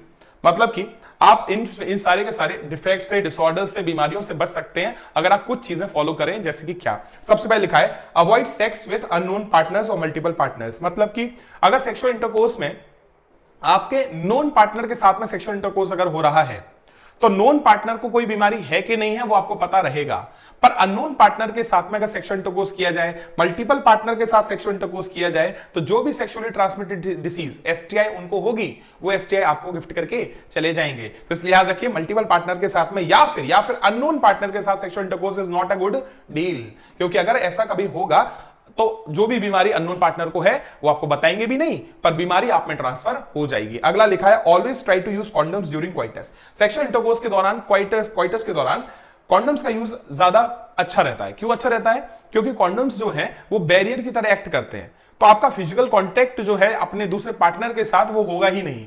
तो आपको अगर याद हो कॉन्डम्स के दौरान हमने पढ़ा था कि ये कंसेप्शन को तो प्रिवेंट करते ही हैं, साथ ही साथ ये सेक्सुअली ट्रांसमिटेड इंफेक्शन से भी हमको बचाते हैं, इसलिए कॉन्डम्स आर गुड। अगला, in case of doubt one should go to qualified doctors for early detection and get complete treatment if diagnosed with infection. Third condition है, अगर कभी थोड़े बहुत सिम्टम आ भी जाए तो उन थोड़े बहुत सिम्टम को रहने दें कि डॉक्टर के पास जाके उन सिम्टम्स को भी ट्रीट करवा लें और जो बीमारी है उससे फाइट करके उसको सही कर लें। तो डॉक्टर के पास जाइए, जो भी बीमारी के छोटे मोटे सिम्टम आ रहे हैं वो बताइए, उससे ट्रीटमेंट लीजिए और खुद को ठीक कर लीजिए। चलिए, तो ये तो कुछ चीजें हमने बता दी। अब एक चीज आपने ऊपर नोटिस की थी, हमने एक चीज नोटिस की थी कि जब कभी भी ये सिम्टम्स कंटिन्यूअसली हमारे पास रहेंगे, मतलब ऐसा हो गया कि हमको इन्फेक्शंस हो गए हैं और इन इन्फेक्शंस के लिए हम लोग डॉक्टर के पास ना जाएं, तो डॉक्टर के पास ना जाने से कुछ प्रॉब्लम हो सकती है क्या? बिल्कुल हो सकती है। क्या प्रॉब्लम होगी? इनफर्टिलिटी हो सकती है। क्या हो सकती है? इनफर्टिलिटी। तो यहां आप हेडिंग देख सकते हैं इनफर्टिलिटी। यहां लिखा है inability to conceive or produce children even after 2 years of unprotected sexual cohabitation is called infertility। मतलब कभी कभी ऐसा भी हो सकता है कि 2 साल अनप्रोटेक्टेड सेक्सुअल इंटरकोर्स, मतलब कि कोई भी कॉन्ट्रासेप्टिव मेथड यूज ना करने के बाद भी अगर प्रेगनेंसी नहीं हो रही है, अगर फीमेल कंसीव नहीं कर पा रही है, तो इसको बोलते हैं इनफर्टिलिटी। मोस्टली इनफर्टिलिटी के दौरान जब बच्चे नहीं हो रहे हैं, इसके लिए फीमेल्स जो होती हैं उनको ज्यादा टारगेट किया जाता है, फैमिली मेंबर्स उनको ज्यादा रिस्पॉन्सिबल बताते हैं बच्चे ना होने के लिए, जबकि फैक्ट ये है मोस्ट ऑफ द केसेस में जो मेल्स हैं उनमें डिफेक्ट देखने को मिलता है, फीमेल्स में नहीं मिलता। नोटिस करिए, अब यहां एक चीज लिखी हुई है, various methods are now available to help such couples. अब जो ऐसे कपल्स हैं जो इनफर्टाइल हैं, जो रिप्रोड्यूस कर रहे हैं विदाउट कंट्रासेप्शन, मतलब विदाउट कॉन्सेप्टिव मेथड्स रिप्रोडक्शन कर रहे हैं, अनप्रोटेक्टेड सेक्सुअल इंटरकोर्स कर रहे हैं, उसके बाद भी बच्चे नहीं हो रहे हैं, तो क्या ऐसे कपल्स के पास बच्चे कभी होंगे ही नहीं, या कुछ तरीका है इनको सही करने का? तो एक तरीका है, नोटिस करिए, यहां लिखा है in vitro fertilisation followed by transfer of embryo into female genital tract is one such method is commonly known as test tube baby program। तो एक बड़ा अच्छा सा मेथड है ऐसे पेरेंट्स के लिए जो क्या बनना चाहते हैं, मदर एंड फादर बनना चाहते हैं, बच्चे पैदा करना चाहते हैं, ऐसे इनफर्टाइल कपल के लिए एक अच्छा ऑप्शन होता है test tube baby programme, also known as in vitro fertilisation. एक बार देखते हैं जरा, यहां पे बहुत सारी इंफॉर्मेशन लिखी हुई है, क्या क्या लिखा है देखते हैं। सबसे पहले तो specialised health care units could help in diagnosis and corrective treatment of some of these disorders and enable these couple to have children। पहली बात तो कुछ स्पेशलाइज्ड हेल्थ केयर यूनिट हैं। कौन है? स्पेशलाइज्ड हेल्थ केयर यूनिट्स, मतलब कि reproduction related जो भी डिसऑर्डर्स डिफेक्ट्स हैं उनसे बचाने के लिए, उनका ट्रीटमेंट करने के लिए कुछ स्पेशलाइज्ड हेल्थ क्लिनिक्स अवेलेबल हैं। और ये स्पेशलाइज्ड हेल्थ केयर यूनिट्स जो होते हैं, ये इनफर्टिलिटी क्लिनिक्स जिनको बोलते हैं, ये क्लिनिक्स आपके छोटे मोटे कोई डिफेक्ट या डिसऑर्डर्स को क्योर करने के लिए रिस्पॉन्सिबल है, हेल्प करेंगे, सपोर्ट करेंगे और डिफेक्ट और डिसऑर्डर चले जाएंगे और आप लोग बेबीज गेन कर सकते हैं। पर थिंग इज, तो क्या इस बात की श्योरिटी होती है कि इनफर्टिलिटी क्लिनिक्स में ट्रीटमेंट करवाने के बाद जो इनफर्टिलिटी वाली कंडीशन है ये क्योर हो जाएगी? तो हर केस में इनफर्टिलिटी को क्योर करना पॉसिबल नहीं है, इसलिए कुछ नए टेक्नोलॉजी और टेक्निक्स की मदद से ऐसे इंडिविजुअल्स क्या कर सकते हैं? कंसीव कर सकते हैं। नोटिस करिए, अगर इनफर्टिलिटी क्लिनिक फेल हो गया इनफर्टिलिटी को क्योर करने में, तो ऐसी कंडीशन में क्या होगा? However, where such corrections are not possible, the couples could be assisted to have children through certain special techniques commonly known as art। Art मतलब असिस्टेड रिप्रोडक्टिव टेक्नोलॉजी। तो ये एक कला है, कला नहीं है, ये एक टेक्नोलॉजी है और इस टेक्नोलॉजी की मदद से ऐसे इंडिविजुअल्स भी चिल्ड्रंस को गेन कर सकते हैं, प्रेगनेंसी कंसीव कर सकते हैं जिन इंडिविजुअल्स में इनफर्टिलिटी क्लिनिक पे जाने के बाद भी, वहां से ट्रीटमेंट लेने के बाद भी इनफर्टिलिटी दूर नहीं हुई। ऐसे लोग आर्ट का यूज कर सकते हैं, असिस्टेड रिप्रोडक्टिव टेक्नोलॉजी का यूज कर सकते हैं। इस असिस्टेड रिप्रोडक्टिव टेक्नोलॉजी में सबसे फेमस है in vitro fertilisation. In vitro fertilisation जो है, आईवीएफ जो है, इसमें फर्टिलाइजेशन होगा outside the body in almost similar conditions that are in the body. तो बॉडी में जो कंडीशंस हैं, एग्जैक्टली सिमिलर कंडीशंस कहां पे क्रिएट किए जाएंगे? लेबोरेटरी में, टेस्ट ट्यूब में क्रिएट किए जाएंगे और तब जाके टेस्ट ट्यूब में होगा फ्यूजन। किसका? मेल और फीमेल गैमेट का। तो मेल और फीमेल गैमेट का फ्यूजन अगर टेस्ट ट्यूब में होगा तो ऐसे वाले फर्टिलाइजेशन को हम लोग बोलते हैं इन विट्रो फर्टिलाइजेशन और टेस्ट ट्यूब बेबी। तो टेस्ट ट्यूब बेबी जो है, क्या एक्चुअली बेबी टेस्ट ट्यूब में बनेगा? नहीं, फर्टिलाइजेशन टेस्ट ट्यूब में होगा। और जब फर्टिलाइजेशन टेस्ट ट्यूब में होगा तो जाइगोट कहां बनेगा? टेस्ट ट्यूब में। जाइगोट से क्या बन सकता है? मोरुला।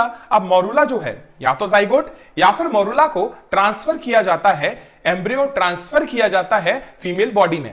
तो मतलब फर्टिलाइजेशन टेस्ट ट्यूब में और एम्ब्रियो का डेवलपमेंट मदर की बॉडी में। ऐसी कंडीशन को बोलते हैं टेस्ट ट्यूब बेबी प्रोग्राम और इन विट्रो फर्टिलाइजेशन। तो जब कभी भी इन विट्रो फर्टिलाइजेशन होगा तो it will be followed by embryo transfer. Embryo transfer is one of such method. In this method popularly known as test tube baby programme, ova from the wife, wife क्या देंगी? Ova, या फिर ova कहां से लेंगे? Donor female. देखो दो condition है, कभी कभी ऐसा हो सकता है मदर ओवा प्रोड्यूस कर पा रही है पर फादर स्पर्म प्रोड्यूस नहीं कर पा रहे हैं या फिर स्पर्म को ट्रांसफर नहीं कर पा रहे हैं मदर के पास। समझ रहे हो? तो फादर ने मदर को स्पर्म नहीं दे पाया, अगर वो फेल हो गए स्पर्म के ट्रांसफर में, तो ऐसी कंडीशन में मदर के पास तो ओवा है फिर भी फर्टिलाइजेशन के चांसेस बहुत कम है, हाँ या ना? एक और चीज नोटिस करो, तो ऐसी कंडीशन में क्या किया जाएगा? मदर से कलेक्ट किया जाएगा, वाइफ से कलेक्ट किया जाएगा ओवा। या फिर अगर मान लो ऐसी कंडीशन आ गई कि मदर ओवा बना ही नहीं पा रही है, वाइफ ओवा बना ही नहीं पा रही है, तो क्या किया जाएगा? तो ओवा कलेक्ट किया जाएगा फ्रॉम डोनर फीमेल। पक्का? आगे लिखा है and sperms from the husband और डोनर मेल। और स्पर्म कहां से कलेक्ट किए जाएंगे? हस्बैंड से, अगर हस्बैंड स्पर्म बना सकते हैं। अगर स्पर्म नहीं बन रहे हस्बैंड में तो डोनर मेल से अपन लोग क्या कलेक्ट कर सकते हैं? स्पर्म्स। तो फीमेल अगर ओवा नहीं बना सकती तो डोनर फीमेल से ओवा ले लो, मेल अगर स्पर्म नहीं बना सकता तो डोनर मेल से स्पर्म ले लो और इनका फर्टिलाइजेशन कहां पे कर दो? टेस्ट ट्यूब में। और टेस्ट ट्यूब में जैसे फर्टिलाइजेशन हो जाएगा तो क्या बनेगा? जाइगोट। अब जाइगोट को या तो आप ट्रांसफर कर दो फीमेल के फैलोपियन ट्यूब में, या फिर आप जाइगोट को डेवलप होने दो मोरुला बनने के लिए, और मोरुला को ट्रांसफर कर दो कहां पे? यूट्रस में ट्रांसफर कर दो। तो दो टाइप के ट्रांसफर हो सकते हैं। टेस्ट ट्यूब बेबी जैसे ही बन जाए, जैसे ही टेस्ट ट्यूब में फर्टिलाइजेशन हो जाए तो आप जाइगोट को ट्रांसफर करेंगे फैलोपियन ट्यूब में, या फिर जाइगोट को डेवलप होने दो टेस्ट ट्यूब के अंदर, मोरुला बन जाने दो, फिर मोरुला को ट्रांसफर कर दो यूट्रस के अंदर। तो ये दो टाइप के ट्रांसपोर्ट सुन लो, यहां पे लिखे हुए हैं। देखिए यहां लिखा है in this method popularly known as test tube baby programme, ova from the wife or donor and sperm from the husband or donor male are collected and are induced to form zygote। इनको क्या बनने को मौका मिलता है? Zygote. Under the stimulated condition in the laboratory. तो zygote कहां बनेगा? लेबोरेटरी में। लेबोरेटरी में कहां? टेस्ट ट्यूब के अंदर। लिखा था जाइगोट और early embryos with up to 8 blastomere. सुनो, या तो जाइगोट या फिर अर्ली एम्ब्रियो। कितने ब्लास्टोमियर तक? 8 ब्लास्टोमियर। याद है 8 ब्लास्टोमियर को आपको पिछले चैप्टर में मैंने बताया था मोरुला बोलते हैं। तो या तो अर्ली एम्ब्रियो को ट्रांसफर कर दो, या तो 8 ब्लास्टोमियर वाले किसको? मोरुला को ट्रांसफर कर दो। देखो, could then be transferred into the fallopian tube। अगर जाइगोट को ट्रांसफर करोगे फैलोपियन ट्यूब में तो इसको बोलेंगे जाइगोट इंट्राफैलोपियन ट्रांसफर। नोटिस करो, जाइगोट को ट्रांसफर करने को बोलेंगे जाइगोट इंट्राफैलोपियन ट्रांसफर, और वी कैन से जिफ्ट। पर embryo with more than 8 blastomere are not transferred into fallopian tube। Embryo with more than 8 blastomeres are transferred into uterus, और इस condition को बोलते हैं इंट्रा यूट्राइन ट्रांसफर। इसको क्या बोला जाता है? Intra uterine transfer. ये मैंने क्रॉस नहीं किया है, टिक मारा है, थोड़ा अच्छा सा बना दो, नहीं आप सोचे कि हटा दिया पॉइंट। हाँ देखो, तो याद रखिए टेस्ट ट्यूब में फर्टिलाइजेशन हुआ, टेस्ट ट्यूब में कौन बना? तो टेस्ट ट्यूब में फर्टिलाइजेशन के बाद बनेगा जाइगोट। जाइगोट को पहुंचाएंगे फैलोपियन ट्यूब में। अगर आपका मन है कि जाइगोट ट्रांसफर नहीं करना है तो आप जाइगोट को डेवलप करने दीजिए टेस्ट ट्यूब के अंदर और बनाने दीजिए 8 ब्लास्टोमियर स्टेज वाला मोरुला, और जैसे ही मोरुला बन जाए तो इसको यूट्रस में ट्रांसफर कर दो। जाइगोट को अगर आपने फैलोपियन ट्यूब में ट्रांसफर किया तो इसको बोलेंगे जाइगोट इंट्राफैलोपियन ट्रांसफर, और अगर आपने मॉरुला को ट्रांसफर किया इनटू यूट्रस तो इसे बोलेंगे इंट्रा यूट्राइन ट्रांसफर। सब कुछ नाम में ही है, देखिए लिखा है इंट्रा यूट्राइन ट्रांसफर। आगे लिखा हुआ है embryos formed by in vivo fertilisation also could be used for such transfers to assist those females who could not conceive। सुन रहे भाई, क्या लिखा है? embryos formed in vivo fertilization, that is fusion of gamete within the female, also could be used for such transfer to assist those females who cannot conceive। तो कुछ ऐसे females हैं जिन जो कंसीव कर ही नहीं सकते, उनमें क्या किया जाएगा? उनमें फर्टिलाइजेशन तो मदर के अंदर हो जाएगा, पर फर्टिलाइजेशन के बाद में जो जाइगोट बनेगा उसको ट्रांसफर कर दिया जाएगा किसी और में, जैसे कि सैरोगेट मदर्स में। आगे लिखा है transfer of an ovum collected from donor into the fallopian tube is called as gamete intrafallopian transfer. सुनो भाई, यहां पे ट्रांसफर किसका कर रहे हैं? ओवम का। अगर ओवम ट्रांसफर किया जाए फैलोपियन ट्यूब में तो ये किसके केस में होता है? ऐसे फीमेल जो गैमेट बना नहीं पाते, ऐसे फीमेल्स के केस में गैमेट को ट्रांसफर किया जाता है। ओवा को डोनर फीमेल से लिया जाएगा और ट्रांसफर किया जाएगा फैलोपियन ट्यूब में, और इसको क्या बोला जाएगा? Gamete intrafallopian transfer. पक्का? अगला लिखा है of another female who can not produce one but can provide suitable environment for the fertilization and further development is another method attempted। अब सुनो, इन इंट्रासाइटोप्लाज्मिक स्पर्म इंजेक्शन क्या है? Intracytoplasmic sperm injection is another specialized procedure to form an embryo in the laboratory in which a sperm is directly injected into the ovum। कभी कभी ऐसा भी हो रहा है कि फादर इज इम्पोर्टेंट, जो मेल है वो कैसा है? इम्पोर्टेंट है। इम्पोर्टेंट मतलब उसमें इरेक्टाइल डिसफंक्शन है। इरेक्टाइल डिसफंक्शन से मतलब क्या है? उसके पेनिस जो है वो इरेक्ट नहीं होता। अगर पेनिस इरेक्ट नहीं होगा तो क्या वो गैमेट ट्रांसफर इंसेमिनेशन प्रॉपर्ली कर पाएगा? तो अगर पेनिस गैमेट ट्रांसफर प्रॉपर्ली नहीं कर पाएगा, इंसेमिनेशन नहीं कर पाएगा, तो फर्टिलाइजेशन का चांसेस तो वैसे ही नहीं है। तो ऐसी कंडीशन में क्या किया जाता है? मेल के सीमेन से कलेक्ट किया जाता है स्पर्म और उसको डायरेक्टली ओवा में इंजेक्ट कर दिया जाता है। इसे बोलते हैं इंट्रासाइटोप्लाज्मिक स्पर्म इंजेक्शन। इंट्रा मतलब अंदर, साइटोप्लाज्मिक मतलब ओवा का साइटोप्लाज्म, उसमें क्या करेंगे? स्पर्म को इंजेक्ट करेंगे। इसलिए इंट्रासाइटोप्लाज्मिक स्पर्म इंजेक्शन जो है, इसमें मेल के स्पर्म्स को इंजेक्शन में लेंगे और ओवा में इंजेक्ट कर देंगे। अगला यहां पर नोटिस करिए, ये क्यों करना पड़ता है? लिखा है infertility cases either due to inability of male partner to inseminate the female or due to very low sperm count in ejaculates could be corrected by artificial insemination। तो ये जो है ना, कभी कभी मेल्स ऐसे हैं जो स्पर्म का काउंट जिनमें कम है या फिर वो स्पर्म को ट्रांसफर नहीं कर पाते, इंसेमिनेशन नहीं कर पाते ड्यू टू इम्पोटेंसी। तो ऐसी कंडीशन में क्या यूज किया जाता है? या तो इंट्रासाइटोप्लाज्मिक स्पर्म इंजेक्शन यूज कर लो या तो आर्टिफिशियल इंसेमिनेशन यूज कर लो। मतलब कि एक खाली सिरिंज लेके, खाली सिरिंज लेके जिसमें निडल नहीं है, ऐसे सिरिंज की मदद से फीमेल जेनिटल ट्रैक्ट में इंसेमिनेशन करवाया जाता है, ट्रांसफर किया जाता है मेल गैमेट्स का। अब देखो एक और चीज यहां लिखा है, in this technique the semen collected either from the husband or healthy donor is artificially induced either into the vagina or into the uterus. इसको बोलते हैं intra uterine transfer, intra uterine insemination. तो यहां पे इंट्रा यूट्राइन इंसेमिनेशन लिखा हुआ है, हमें दिख नहीं रहा, ऑफ द फीमेल्स। समझ रहे हैं क्या? तो ये सीधा सीधा हिसाब है, या तो क्या किया जाएगा? वेजाइना में सीमेन को ट्रांसफर किया जाएगा या आर्टिफिशियल इंसेमिनेशन के केस में, या फिर सीधा सीधा यूट्रस में ट्रांसफर कर दिया जाएगा, इंसेमिनेशन करवा दिया जाएगा। इससे क्या होगा? फर्टिलाइजेशन फाइनली हो पाएगा। चलिए, तो इसी के साथ हम लोगों ने अभी अभी ये चैप्टर कंप्लीट कर लिया है। इस चैप्टर में स्ट्रिक्टली आपने नोटिस किया हो, हमने एनसीईआरटी को रीड किया है, जो पार्ट हमें इंपॉर्टेंट लगा हमने उसको अंडरलाइन किया है। नोटिस करो, जो भी हाईलाइटेड पार्ट है या अंडरलाइन किया हुआ पार्ट है, कुछ ज्यादा ही नहीं है इन कुछ पेजेस पे। तो जिन पेजेस को बहुत ज्यादा अंडरलाइन किया है, वहां से प्रीवियस ईयर में क्वेश्चन आए हैं। तो जो मैंने अंडरलाइन जो किया है, ये आपको भी अच्छे से अंडरलाइन करना है, बहुत अच्छे से इन पॉइंट्स को याद रखना है। जितने भी पार्ट्स ब्रॉड किए गए हैं, ये सारे ब्रॉड किए हुए पार्ट्स जो है एग्जाम में सब के सब आए हैं, एक एक आया है। तो पीवाईक्यू जब सॉल्व करोगे ये सारे पार्ट्स आपको देखने को मिल जाएंगे। चलिए, आई होप ये चैप्टर आपको समझ में आ गया, और ये वन शॉट था, तो एक ही इस लेक्चर में ये चैप्टर खत्म हो गया। इसका दूसरा लेक्चर ढूंढने की कोशिश बिल्कुल ना करें। Thank you so much for joining. चलिए मिलते हैं, बाय बाय।